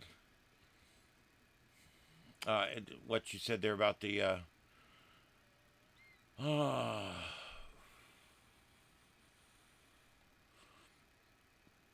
right, so anyway, yeah, thank you for that. Let's see what else. Yeah, that's Pretend Media in Portland, Oregon. And that's the dinosaur. And what's weird is this looks like last night. But it's coming out as if it's live. But this looks like last night. But then again, it's probably just the same schmuck in the same dinosaur outfit. He can't figure out what he wants to be. His right hand is bisexual. His left hand is it loves everybody except straight white men. And then we got who's that other one dressed up like? I can't tell what they're dressed up like.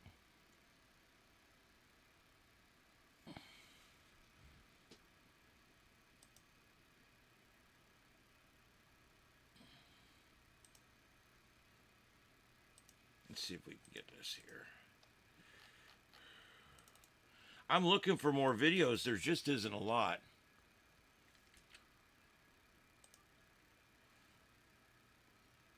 I don't expect... Oh, shit. Well, that didn't work. I don't expect tomorrow night to be all that busy. Damn it. I cannot believe I just did that. I got it right here.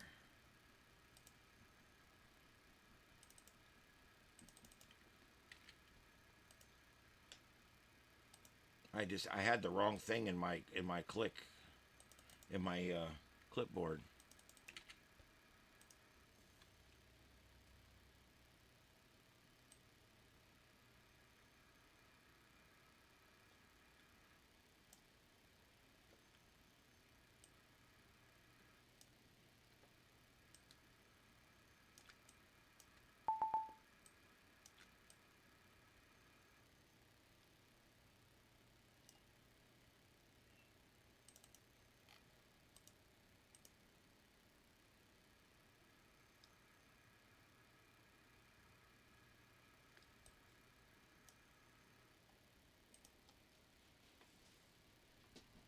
There you go. So what do we got? We got a dinosaur with it. Now that dinosaur has got an alien inside of it because it's coming out of its chest. You know, that's kind of weird. I guess that is a dinosaur that's been impregnated by an alien from the movie Alien. And then yeah. And then that thing on the right, I don't know what that is. It's got a tail. Is it a chicken? Is that supposed to be a chicken? Oh my God, I don't know. And then the other one there looks like a gray jogging suit. But he brought his bullhorn, or she. I'm sure it's a woman. I don't know why the women love the bullhorns. And then you got the other guy there with his bicycle. He's like, yeah, I bring the bike because when the ICE people come out, I take off running. Now, what is she got on her shirt? Can you see that? I got this zoomed way in, so it's hard to even see what's going on, but I'm trying to see what is she dressed up like.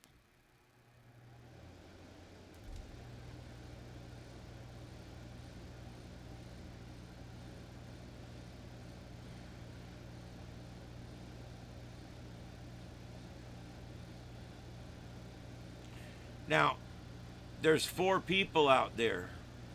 Do you guys know what percentage of the America's population that is? It's 0.00000000025.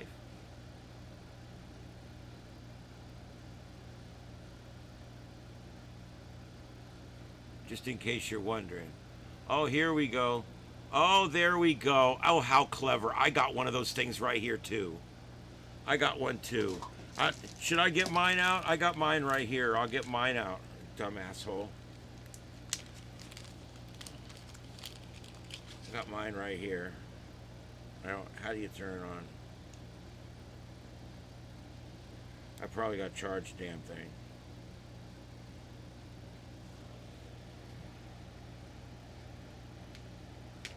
They sell those at the ham thing.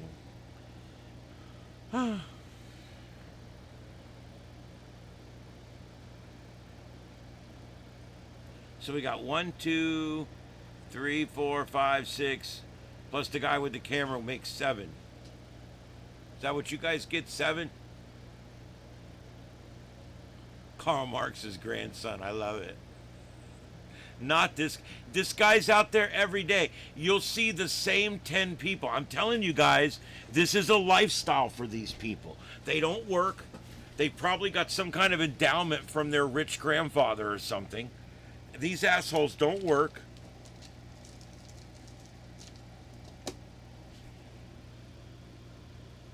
Oh, wait, we got a pink.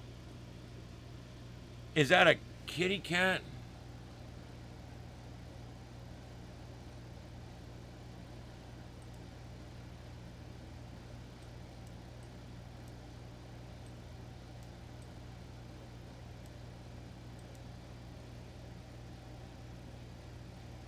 Oh, she got her head out of her neck, too.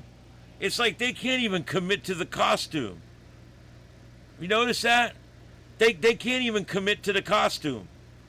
Oh, yeah, I'm wearing the costume, but I'm going to have my head sticking out all night. So, in other words, it looks like a pink frog that's got an alien coming out of its chest.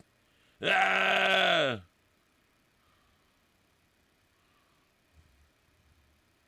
Hey, Heath. Well, that's cool, Heath. I wish we get you out of there soon.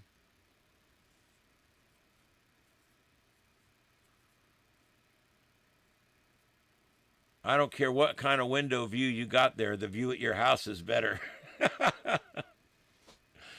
Oh, yeah, we got to get you out of there. Everybody keep Heath in your thoughts. He's going through a wee bout there at the hospital, but he'll be all right.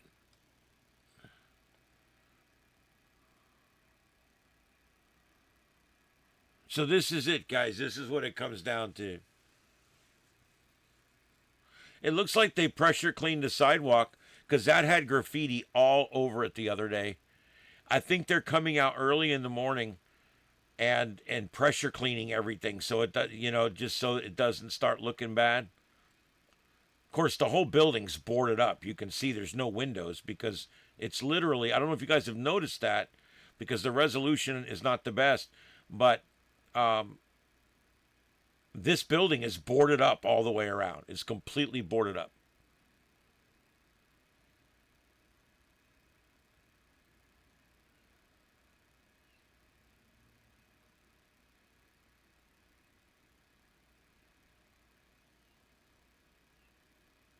I can hear that little kitty meowing out there.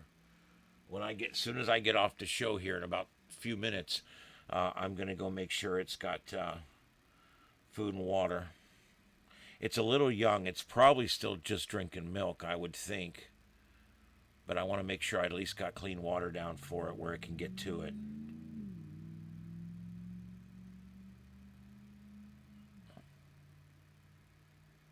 I don't know. I thought it might have rained, but there was paint. I mean, I thought it was paint. I guess it could have been chalk, but they had paint all over everything.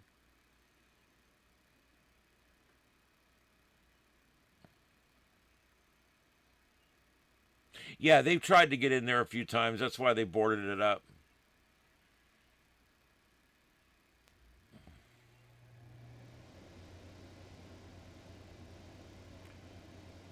Hi, you may have seen me at protests. I'm the big pink frog.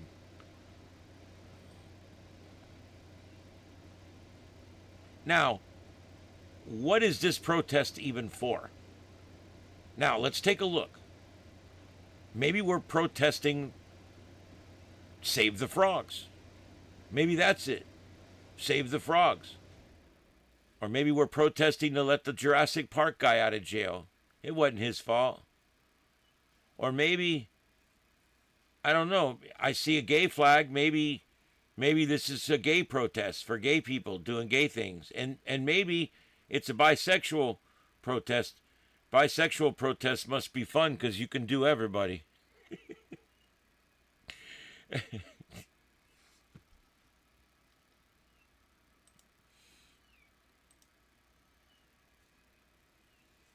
Oh, that cat is meowing out there.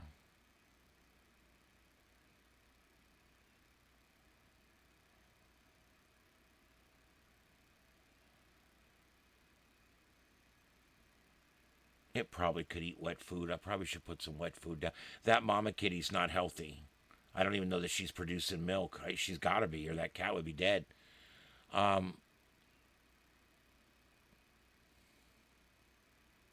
Yeah, that was crazy. I watched some of that one where they were trying to get the boards off the side.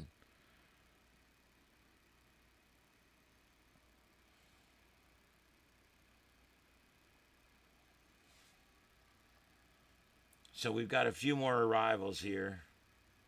A total of 8 now.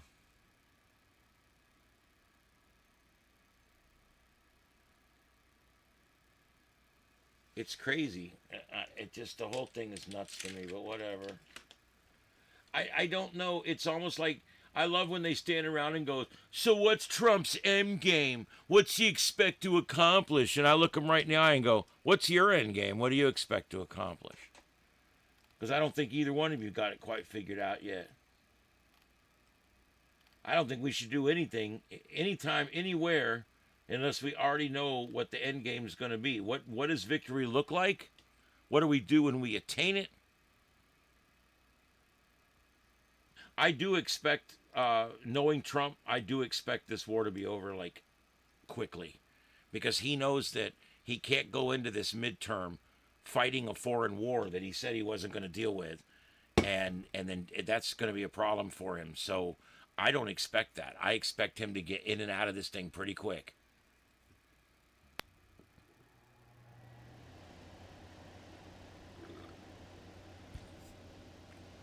Yeah, you lick that frog, you're going to need Trump and all.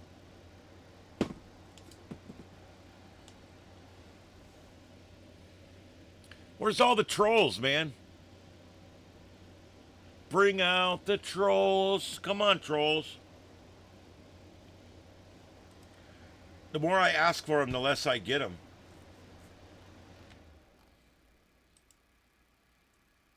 Chicken shit trolls. You know, truth is, I want you to think about it. I want you to think about something. Now, you're probably like me. You're not a troll. But let's say you were going to troll. Why would you troll on the left? Why would you be on the left to troll? I mean, maybe that's where you're at. Some people troll from home, and some people troll no matter what. They don't care. They're trolling. They'll troll from the opposite side of the street. They don't care. Other people troll because they think they're actually doing some good for their side or their party. But I actually think that once a troll realizes that they're not going to get anywhere with you, they take off, man. They're only there for the easy hit.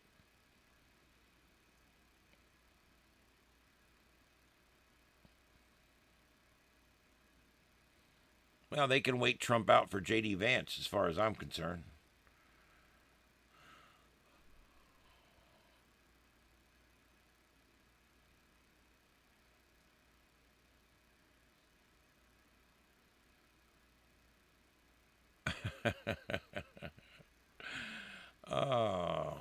Yeah, I don't know. I was getting trolls for a little while there, and then I changed my tactic.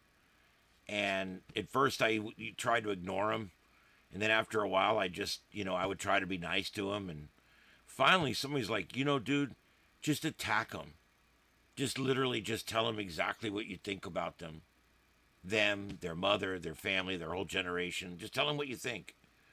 And so I've started doing that. I just tell them, oh, here we go, another stupid one.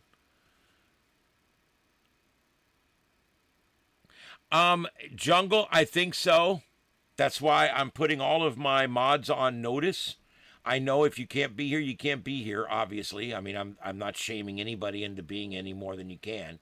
But if you're available on Saturday, I'm going to go on with one channel and then eventually 2 and 3 channels.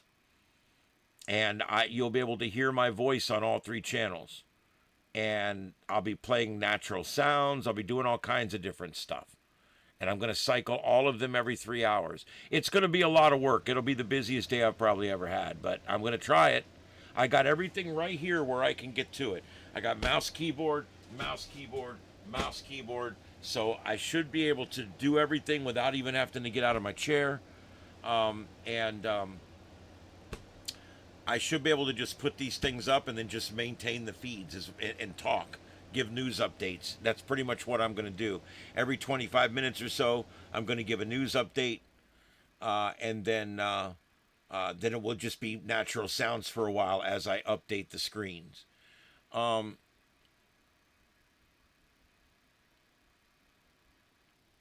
No, I don't know that. Tommy, I'm not sure that I've watched him.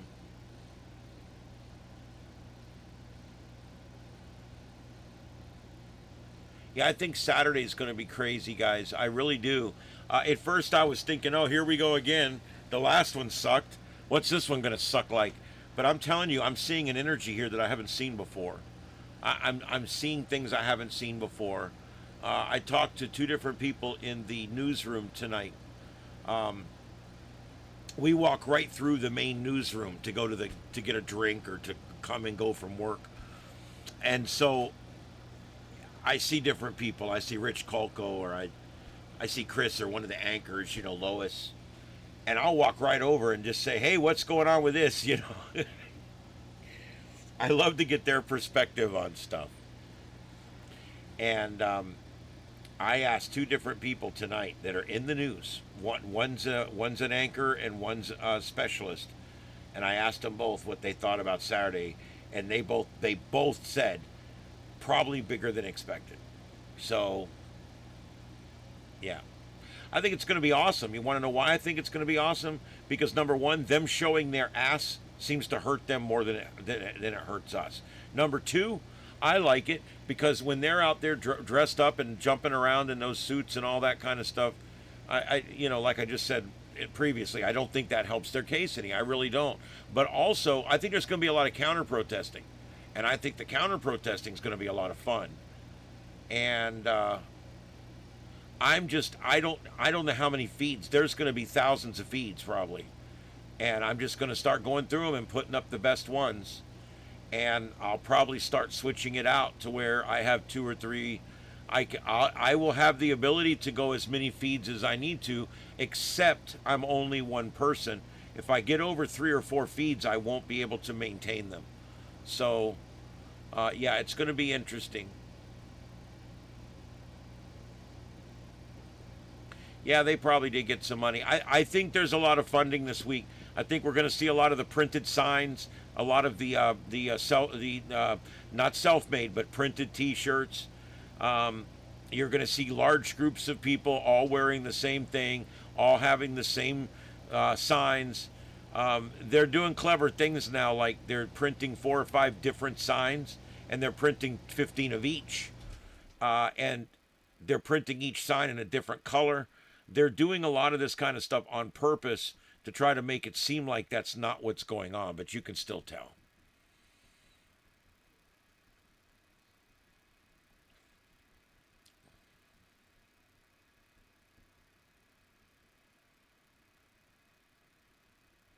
No, I get it, Jungle. And like I said, I mean, whatever time you guys have, that's great. If you're going to be there for part of the day or a lot of the day and you're wanting to help out, if you've got a laptop and a computer or maybe a tablet or something, you might want two devices because then you can monitor two channels at once and you can moderate two channels at once. I'm not sure. I'm going to probably, all the hosted stuff will be on this channel. But if I got stuff on other channels, I need to make sure you guys are all mods over there too. I think I've made you all mods on After Dark as well. If not, we'll get that resolved.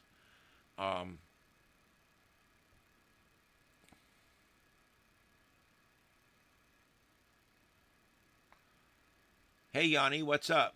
Welcome in. Yeah, well, there's nothing really scary. We've got 9 people out there. We're waiting for Winnie the Pooh to arrive now. But we've got about 9 people out there in Portland, and that's 0.000000000000137% of the population, and they're out there now in front of the Portland ice facility. And then of course we're watching the Middle East. They've had some changeable weather over there in Israel. It's been raining and weird the last couple days, not the usual sunny desert weather that we're used to. And that's what I have right now. There's not a lot of streams. All my streams went down. All my storm chasers went home for the night. And this is what's left. I got 1 shot out of Portland. I got 2 other people duplicating that, and that's it. That's pretty much what I have. Well, let me check one more time over here. I've been on 2 hours. If you guys would like to put in anything that you would like me to address real quick, or anything you want to talk about for tomorrow.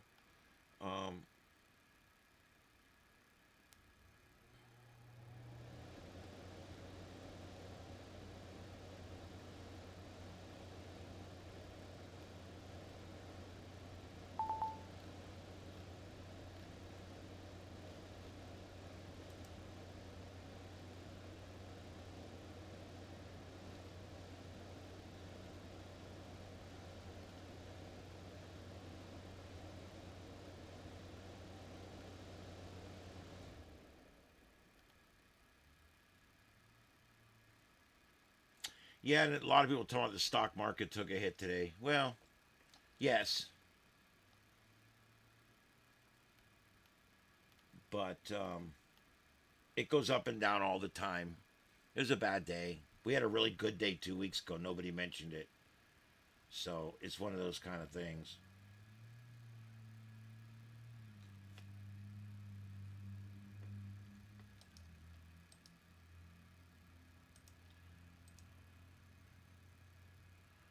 All right, I found a couple things here.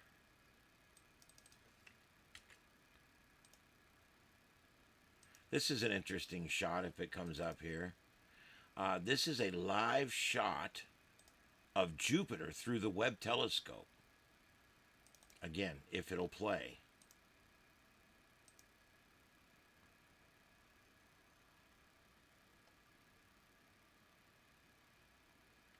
That's really cool. That's a live shot you're seeing right there of Jupiter. The one on the right, obviously, the bigger one. The other 2 are for reference. There you go. There, it goes back to full screen here at some point. All right. Let's see what else we got here.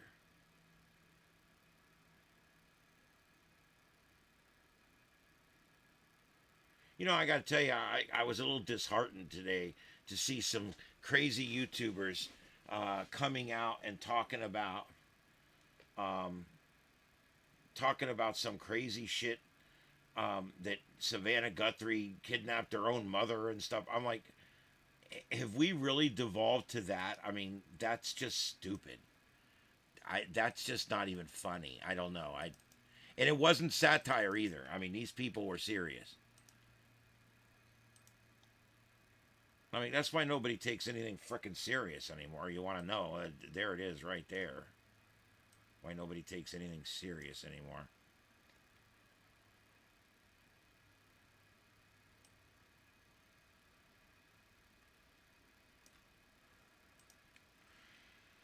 This is shots fired involving police, heavy police presence. This is in Chilham, Maryland.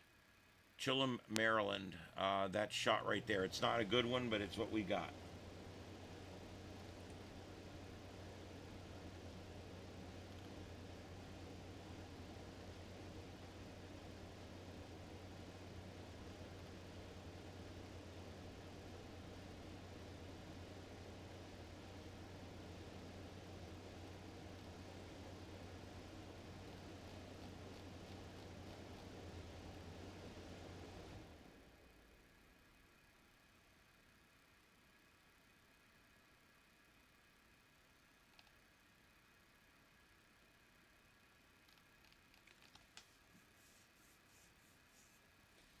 Look at that storm on Jupiter. Wow.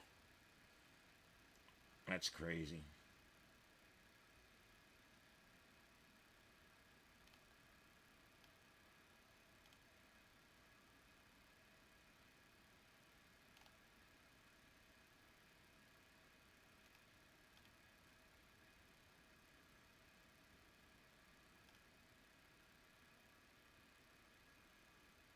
This WLA has had up a video for 11 days now that the thumbnail says 1 minute ago.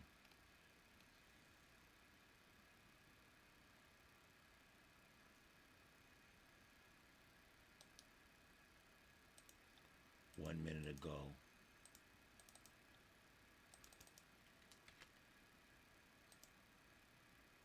Yeah, I'm going to be honest with you guys, as I always am. I'm hoping it's a big day for the channel Saturday. You know, we can turn what they're doing into something that helps us. You know what I mean? I'm going to be going, like I said, live on a bunch of channels and I'm going to do a bunch of stuff that day. And I'm going to try to provide some really good coverage. Hopefully we can get the word out. We can get some social media stuff going. And maybe we can get it to go viral a little bit. We'll see if we can do it. I think it's possible. I will tell you, every other YouTuber will be doing the same thing. All the other people that do something similar to what I do may be doing what I'm doing. You know, you just have to still plug away.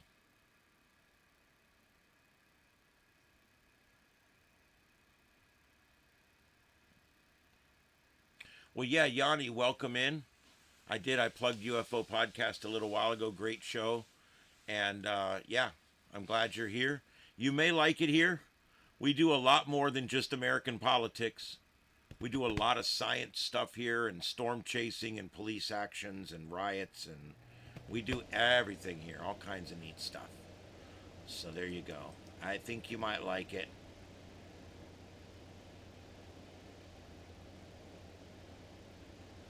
There you go.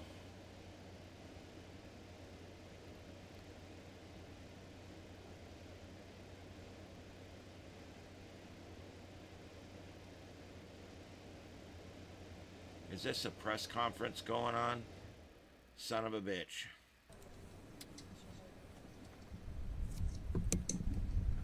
All right, here we go. Shortly before 10:30, I'll take this. A lieutenant with the Prince George's County Police Department made a traffic stop here at 23rd Avenue and Ager Road. During that traffic stop, the lieutenant developed probable cause to search the vehicle. He had another officer on scene who was assisting. The suspect was removed from the vehicle. During the course of the search, the suspect evaded the backup officer and re-entered the vehicle while the lieutenant was still in the vehicle searching. At that time, the suspect took off with the lieutenant partially in, partially out of the vehicle. The vehicle drove about 150 yards. During the course of that 150 yards, we do know that the lieutenant discharged his firearm. The reason, we don't know yet. We're still investigating. We do know that the suspect was struck and an accident occurred. The suspect was transported to the hospital where he succumbed to his injuries. The lieutenant was also transported to the hospital with significant injuries, non-life threatening. The second officer who was also knocked to the ground by the vehicle, was transported to the hospital as well. We're not identifying the officer at this time. We're not identifying the suspect at this time, pending notifications to the family. We don't have a lot more information as this is still being investigated. With all fatal shootings in the state of Maryland, it's being turned over to the Independent Investigation Division out of the Attorney General's office, who will provide us with further updates once they conclude their investigation. There is a large amount of marijuana that was located in the car. The exact quantity, we're not sure, but there's a large laundry bag full. So we're just going to wait till we search that vehicle to find out what else was in the car. I'll take a few questions, but understand they're going to be limited with what my answers are. Chief, when the officers saw the suspect in the car, what led them to pull the car over? That's still under investigation. We don't know that just yet. And it sounds as though this officer could have feared for his life, which is why he opened fire during this while he was being dragged in the car? Absolutely. We saw an officer struck by a vehicle and drugged yesterday in the District of Columbia, and something similar happened to our officer. And in my opinion, it would be a life-threatening situation. I just want to ask about the timeline. You said that this all started at what time exactly? Just before 10:30 this evening. Okay. And just to clarify, so the suspect was in the vehicle, the officer was taken in the vehicle, and a second officer on the scene was hit by that vehicle? So the suspect was out of the vehicle. The lieutenant was searching the vehicle. The other officer was with the suspect. The suspect evaded that officer, re-entered the vehicle with the lieutenant still in the vehicle. That's searching. insane. And takes off? With the lieutenant partially in, partially out of the vehicle. GTA. Is what we believe at this time. Everything is preliminary. Body worn. So one officer injured, suspect injured. The second officer on the scene was not injured. He was also injured, transported to a local hospital. He was knocked to the ground by the vehicle as it was taking off. Okay. So one officer and the suspects succumbed to his injuries, you said, and only one officer was transported? I just want to make sure. One officer was transported with significant injuries. Yes. A second officer was also transported. Was the suspect in handcuffs at the time that he... No, he was not. All right. One question. Yes, the people who live in this neighborhood, the power is out because of this crash? There was a telephone pole that was struck. So whether the power is out, I'm not sure. It appears to be out, but we've coordinated with Pepco already. So we hope to get that back up and running. And the timeline for neighbors to return to the neighborhood? So we're not preventing anybody from returning from their home. They just can't come through the crime scene. So I noticed that you also said that you didn't want something like what happened in D.C. to happen here. Talk a little bit about the importance of protecting your officers.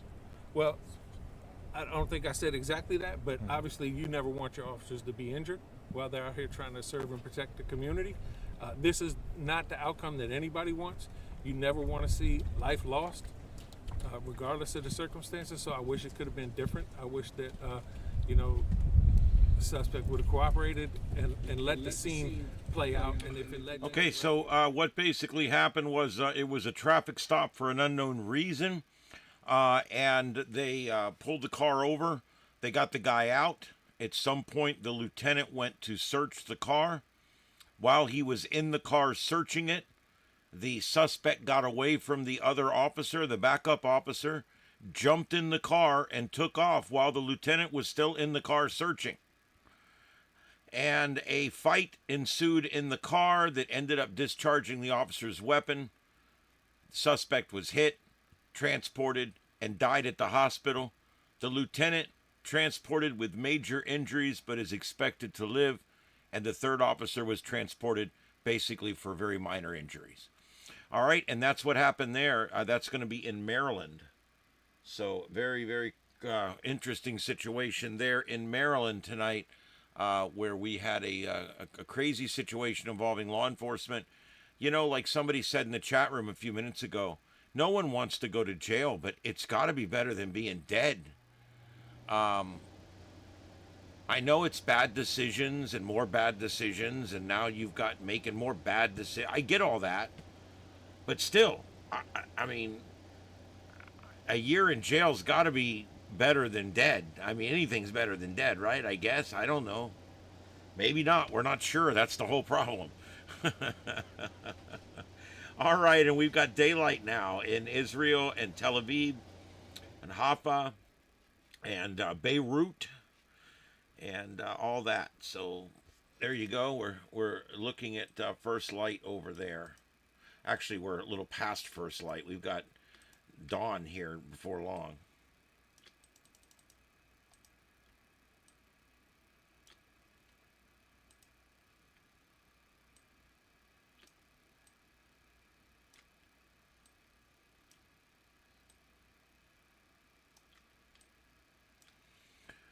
All right, let's do one quick check here and see if we got anything else.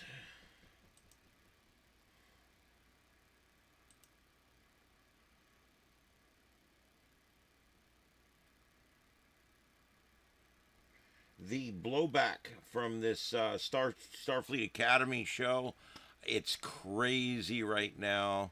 They canceled it. They canceled it after season 2. It's done. It's canceled. And many of us are very happy about that. And man, I cannot believe the shills. They came out of the woodwork. I watched one guy that I'm not going to out him, but I used to watch this guy all the time. I unsubscribed him today. Yeah. He was all upset that people didn't like this Star Trek. And I'm like, first of all, I take exception that you like this Star Trek. It's garbage. It's complete garbage.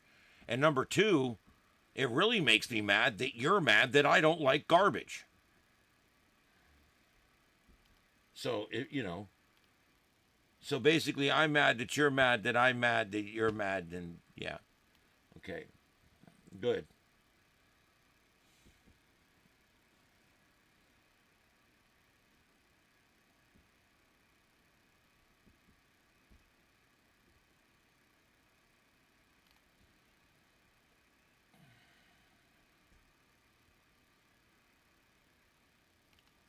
I don't see anything going on.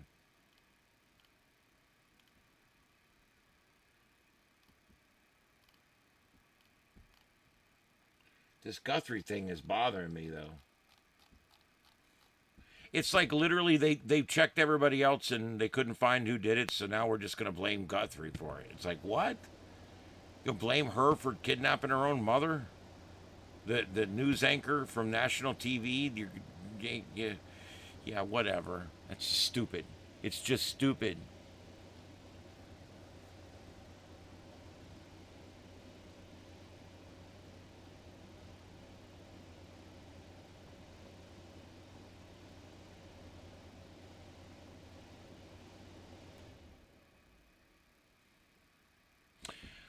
Well, and Matt, that's interesting you bring that up, because that's something that the wild card is there going to be something that happens between now and Saturday to exacerbate the situation?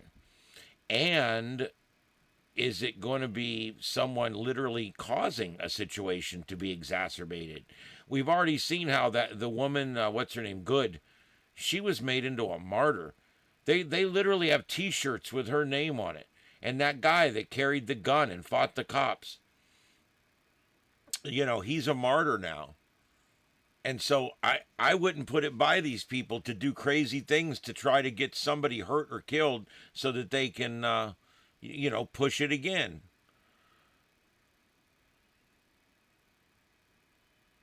Is that what it was, deplorable?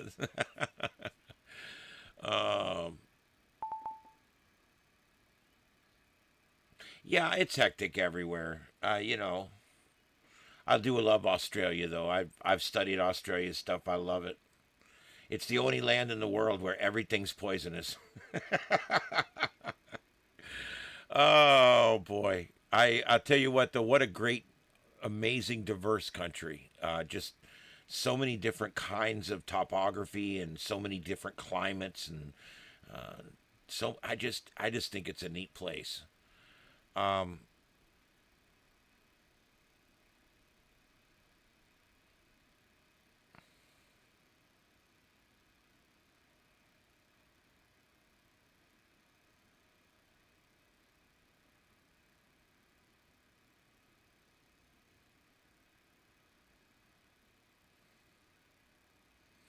Well, Yanni, you're welcome to share your channel in here anytime. Please leave us a link to it. And Somebody throw in the link. One of my mods can throw in the link if you got it to the channel.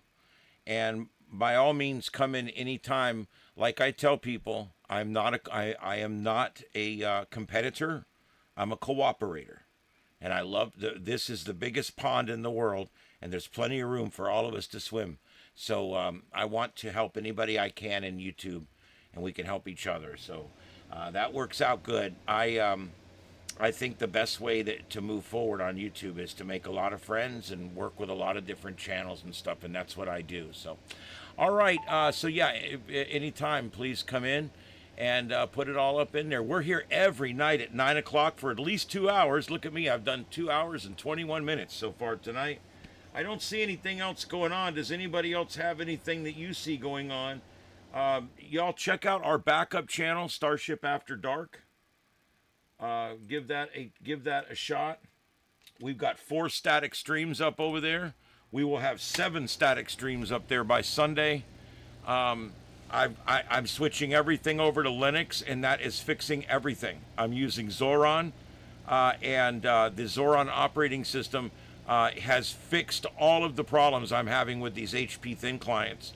And because of that, I'm now going to be able to put up as many as 9 or 10 simultaneous streams. Thank you, Yellow. I appreciate that.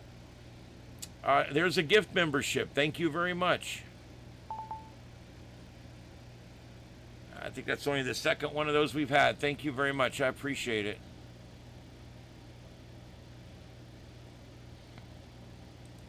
Awesome. All right. TCHM, you just received a gift membership. Congratulations, and thank you, Yellow, again. Thank you very much. Let's see here.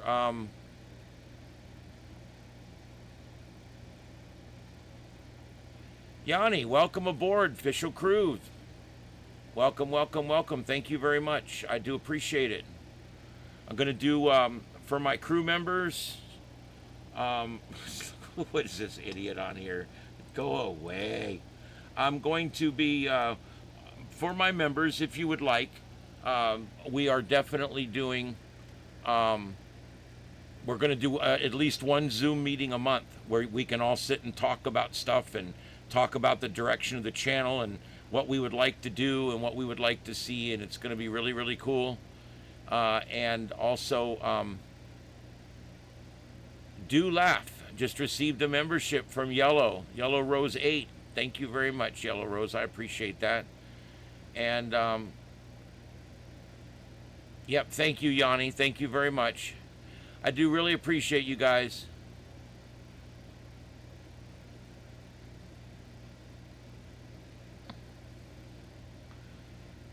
Yes, very much. And you guys, please remember to remind people in my chat room when these other shows that we like are going on, so we can make sure that we go there next.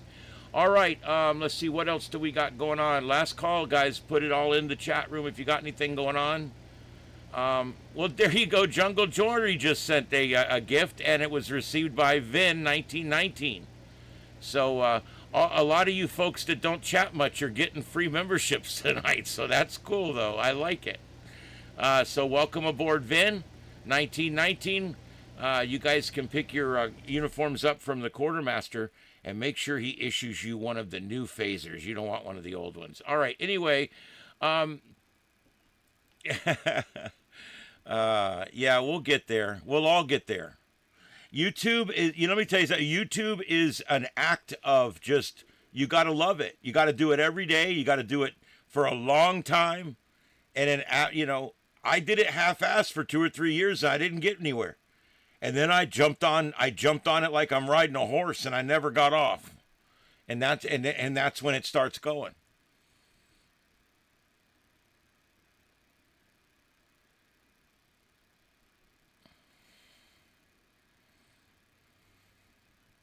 Yep, we try. We try. Also, those of you who are members, your little member thing will change every month or two. They'll go up in rank, actually. So it's pretty cool how that works. Yeah, that was awesome. Thank you very much for all that. I appreciate it, guys. I try. I'm a little old to be a warrior now. I'm telling you that, but I haven't been a warrior for a while. But I used to be, man. I was a time at the fire department where I almost felt invincible. Now I feel like a feeder. If the zombies come, just push me down and they'll get me, and you can get away. Oh man. One day you're walking through the supermarket and it dawns on you, I'm old now and I'm not going to live if this is the end of the world. Oh boy. Let's see. All right, so we still have a couple of severe thunderstorm warnings we're watching, but nothing really major. Where are those at?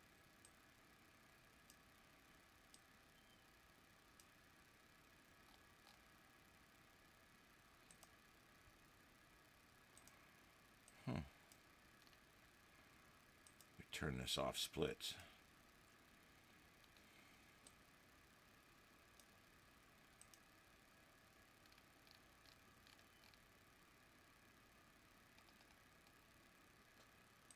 Yeah, nothing real impressive, but yeah, there's a few storm cells, one above and one below Indianapolis. I marched in the Indianapolis 500 parade in the North Fort Myers High School marching band in 1986. Just so you know. Oh, I will, Dispatch. Absolutely. Yeah. No, I want to get, you know what I would like to do? And I'm just waiting to get a little bigger to propose it. I would love to get a cooperative of channels together and actually put together a network of channels. And cooperate with other channels, you know, and do promos for other channels, and you know, and help other people get their channel. Because could you imagine if you have 5 channels that all have about, like me, like 27,000 subs, 20,000, 30,000, in that neighborhood, you get about 5 or 6 channels that are all in that same boat, and they all have different audiences. And then you begin to let those audiences know about these other great shows on our network. We've got a show about UFOs. We've got a show about whatever. You know, all these different shows. And I did this once before. It was called the Paranormal TV Network. And a woman in Texas actually started it. Really nice lady. And she had 7 different shows on her network at one point. And mine was one of them, Saturday Night Paranormal. And I would come on every Saturday night. And I had a show that came on before me for 2 hours. And then I would come on and I would stay on until I was done, because I was the last show of the night. If we were doing a live investigation, we'd normally stay on until about 4 a.m. If it was a studio show, we would go from 10 p.m. till about 2 a.m., 1 or 2 a.m. And we did that every week on Saturday, and we were on the Paranormal Network. And all she did was pick up my Justin stream and then put it out over her Justin stream. None of us were making any ad revenue off of this at the time, so it didn't, none of that really mattered. We were just trying to get the word out about our shows. So every night I would close out the network, you know, and end the broadcast day, and we would sign off. And then the next morning, another show would pick up at some point during the day, and that would be the first show of the day. So I keep thinking if I could find 4 or 5 or 6 shows out there that all go on, maybe not every day like I do, maybe just 2 days a week or 4 days a week, or maybe just on weekdays or just on the 2 weekends or whatever, but eventually work out a schedule to where, hey, look, here's our network and here's our schedule and here's our other shows. And I'll even make promos for all the different shows. You know, I can make up a promo that's try this show and that show and this show, you know, and then we can play the multi-show promos on all the different channels. You guys see where I'm going with that? I mean, it works.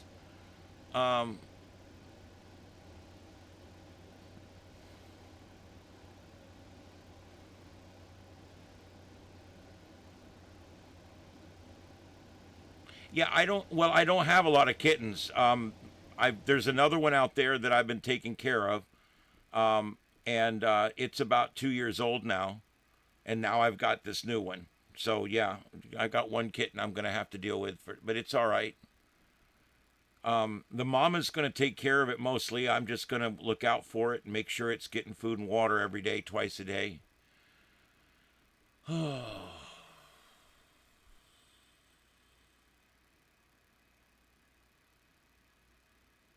Yeah, there's been a few alarms today, but it sure has quieted down. Every day is a little bit less over in the Middle East. A little bit less alarms. It's getting a little better. That's for sure. I hear that kitten. It's right outside the door.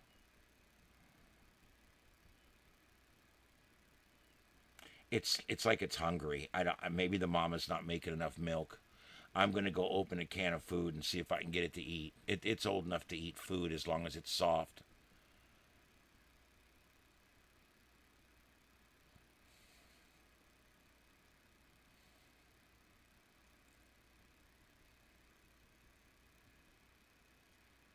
All right, guys, so just one last time I want to recap. We're going to be on early this weekend. We're going to be on multiple channels. It's going to be a huge Saturday. I'm planning on a full 12-hour broadcast day.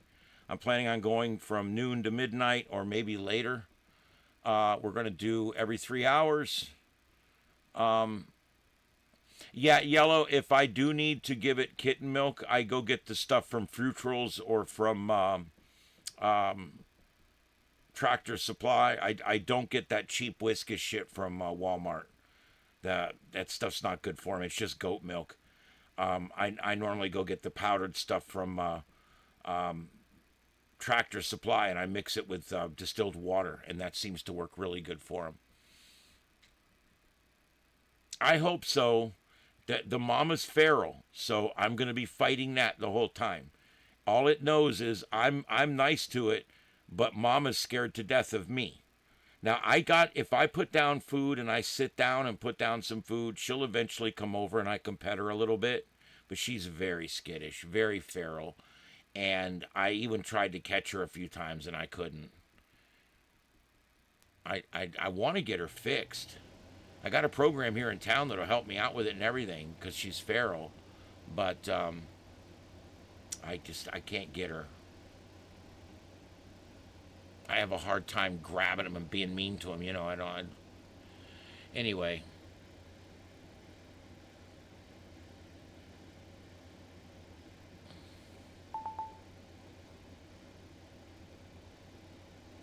All right, guys, that's going to be it. I'll play you a song on the way out. I got a couple of cool songs here that I made just in the last few days.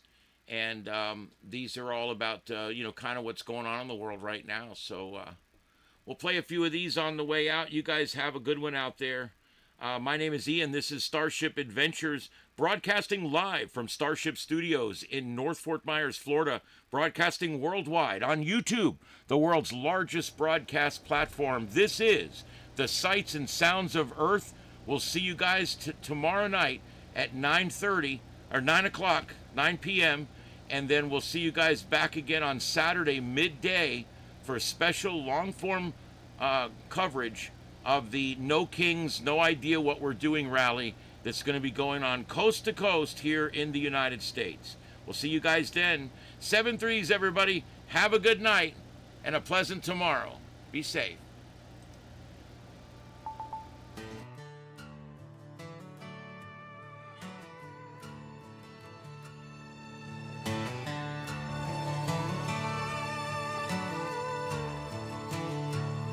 Well, I turned on the TV, what a sorry sight.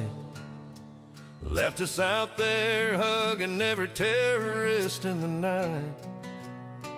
They scream from the river to the sea while rockets fly, then cry when the bad guys make the good guys die.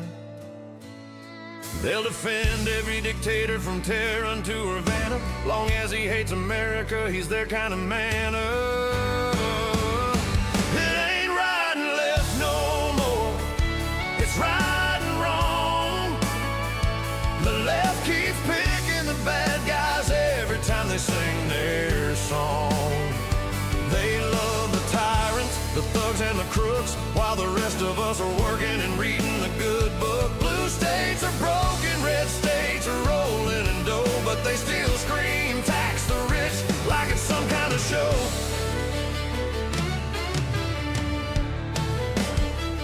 They march with blow-up rats and rainbow capes, blue-haired Karens and beta males in their safe space parade. They glue themselves to the road for the climate today. Tomorrow they're blocking traffic for some new Marxist play. They'll cancel your job if you don't use the right word, but defend every groomer and pedophile they've ever heard. It ain't right and left no more, it's right and wrong. The left keeps backing the bad guy singing the same old song. They cheer for the terrorists, the socialists, the crooks, while their cities burn down and they rewrite all the books. Blue states tax you till you're broke, red states let you keep your pay, but they still scream, eat the rich, every single day. California's bankrupt, New York City's a mess, Chicago's on fire and they blame it on right-wing stress. They spend like drunk sailors on every dumb idea, while red states are thriving with low taxes and cold beer. They print more money than a counterfeit ring, then wonder why inflation's got the middle class on the brink. They say they're for the people, but they hate the working man. They love every tyrant with a 5-year plan, from Hamas to Maduro, from Beijing to Tehran. If he hates America, he's their kind of man. It ain't right and left no more, it's right and wrong. The left keeps choosing evil every time they play that song. They'll back the bad guys, the thugs and the crooks, while the rest of us are praying and reading the good book. Blue states are dying, red states are doing just fine, but they'll keep on spending till they run out of other people's dimes. Yeah, it ain't about left and right anymore, it's about right and dead wrong. Pass the beer, boys, we got work to do.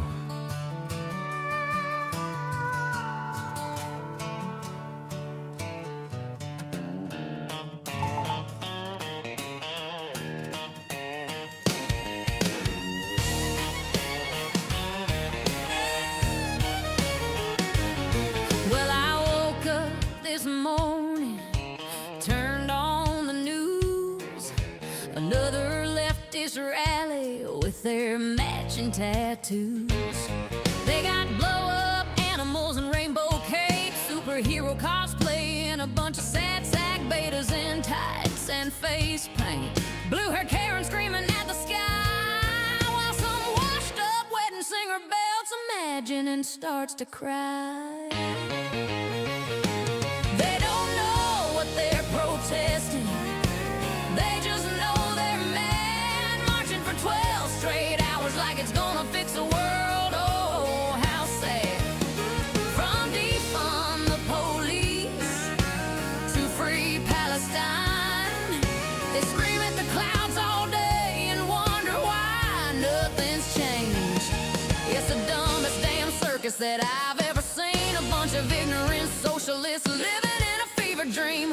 They got signs saying eat the rich while wearing 300 jeans, demanding 25 minimum wage for a job they've never seen. They block the interstate for climate change, glue themselves to the road, then cry when the cops show up and say, time to go home. Beta males nodding along like good little boys, while their girlfriends scream fascist at the mailman delivering toys. They don't know what they're protesting, they just know they're mad, marching for weeks on end like it's gonna fix the world. Oh, how sad. From no kings to no borders, from pronouns to Palestine, they're out there wasting everybody's time. It's the dumbest damn circus that I've ever seen. A bunch of blue-haired socialists lost in their own wet dreams.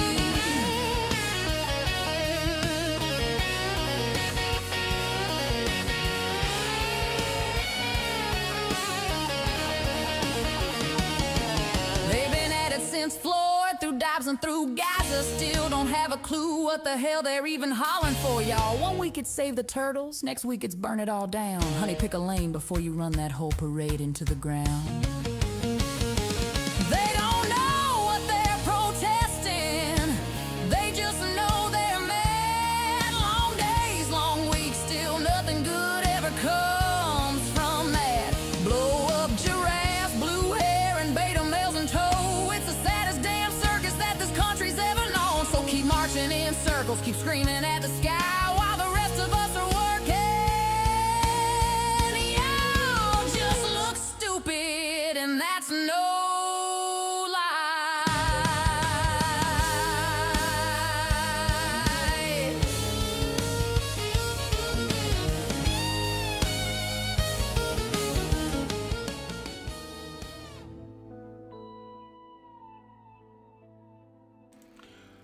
All right, everybody, that does it.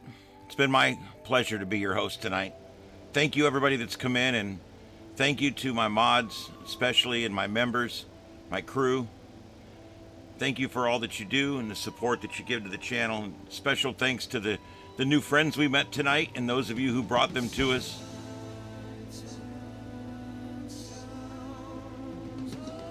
We'll all get through this. We just gotta keep our head down and our chin up. Have a good night, everybody, and a safe tomorrow. This is Starship Studios signing off from North Fort Myers, Florida. This does conclude our broadcast day and the show, The Sights and Sounds of Earth. Have a good night, everybody. 7-3s, Kilo, Oscar 4, Echo, Foxtrot, Sierra, clear frequencies. QSY. The sun.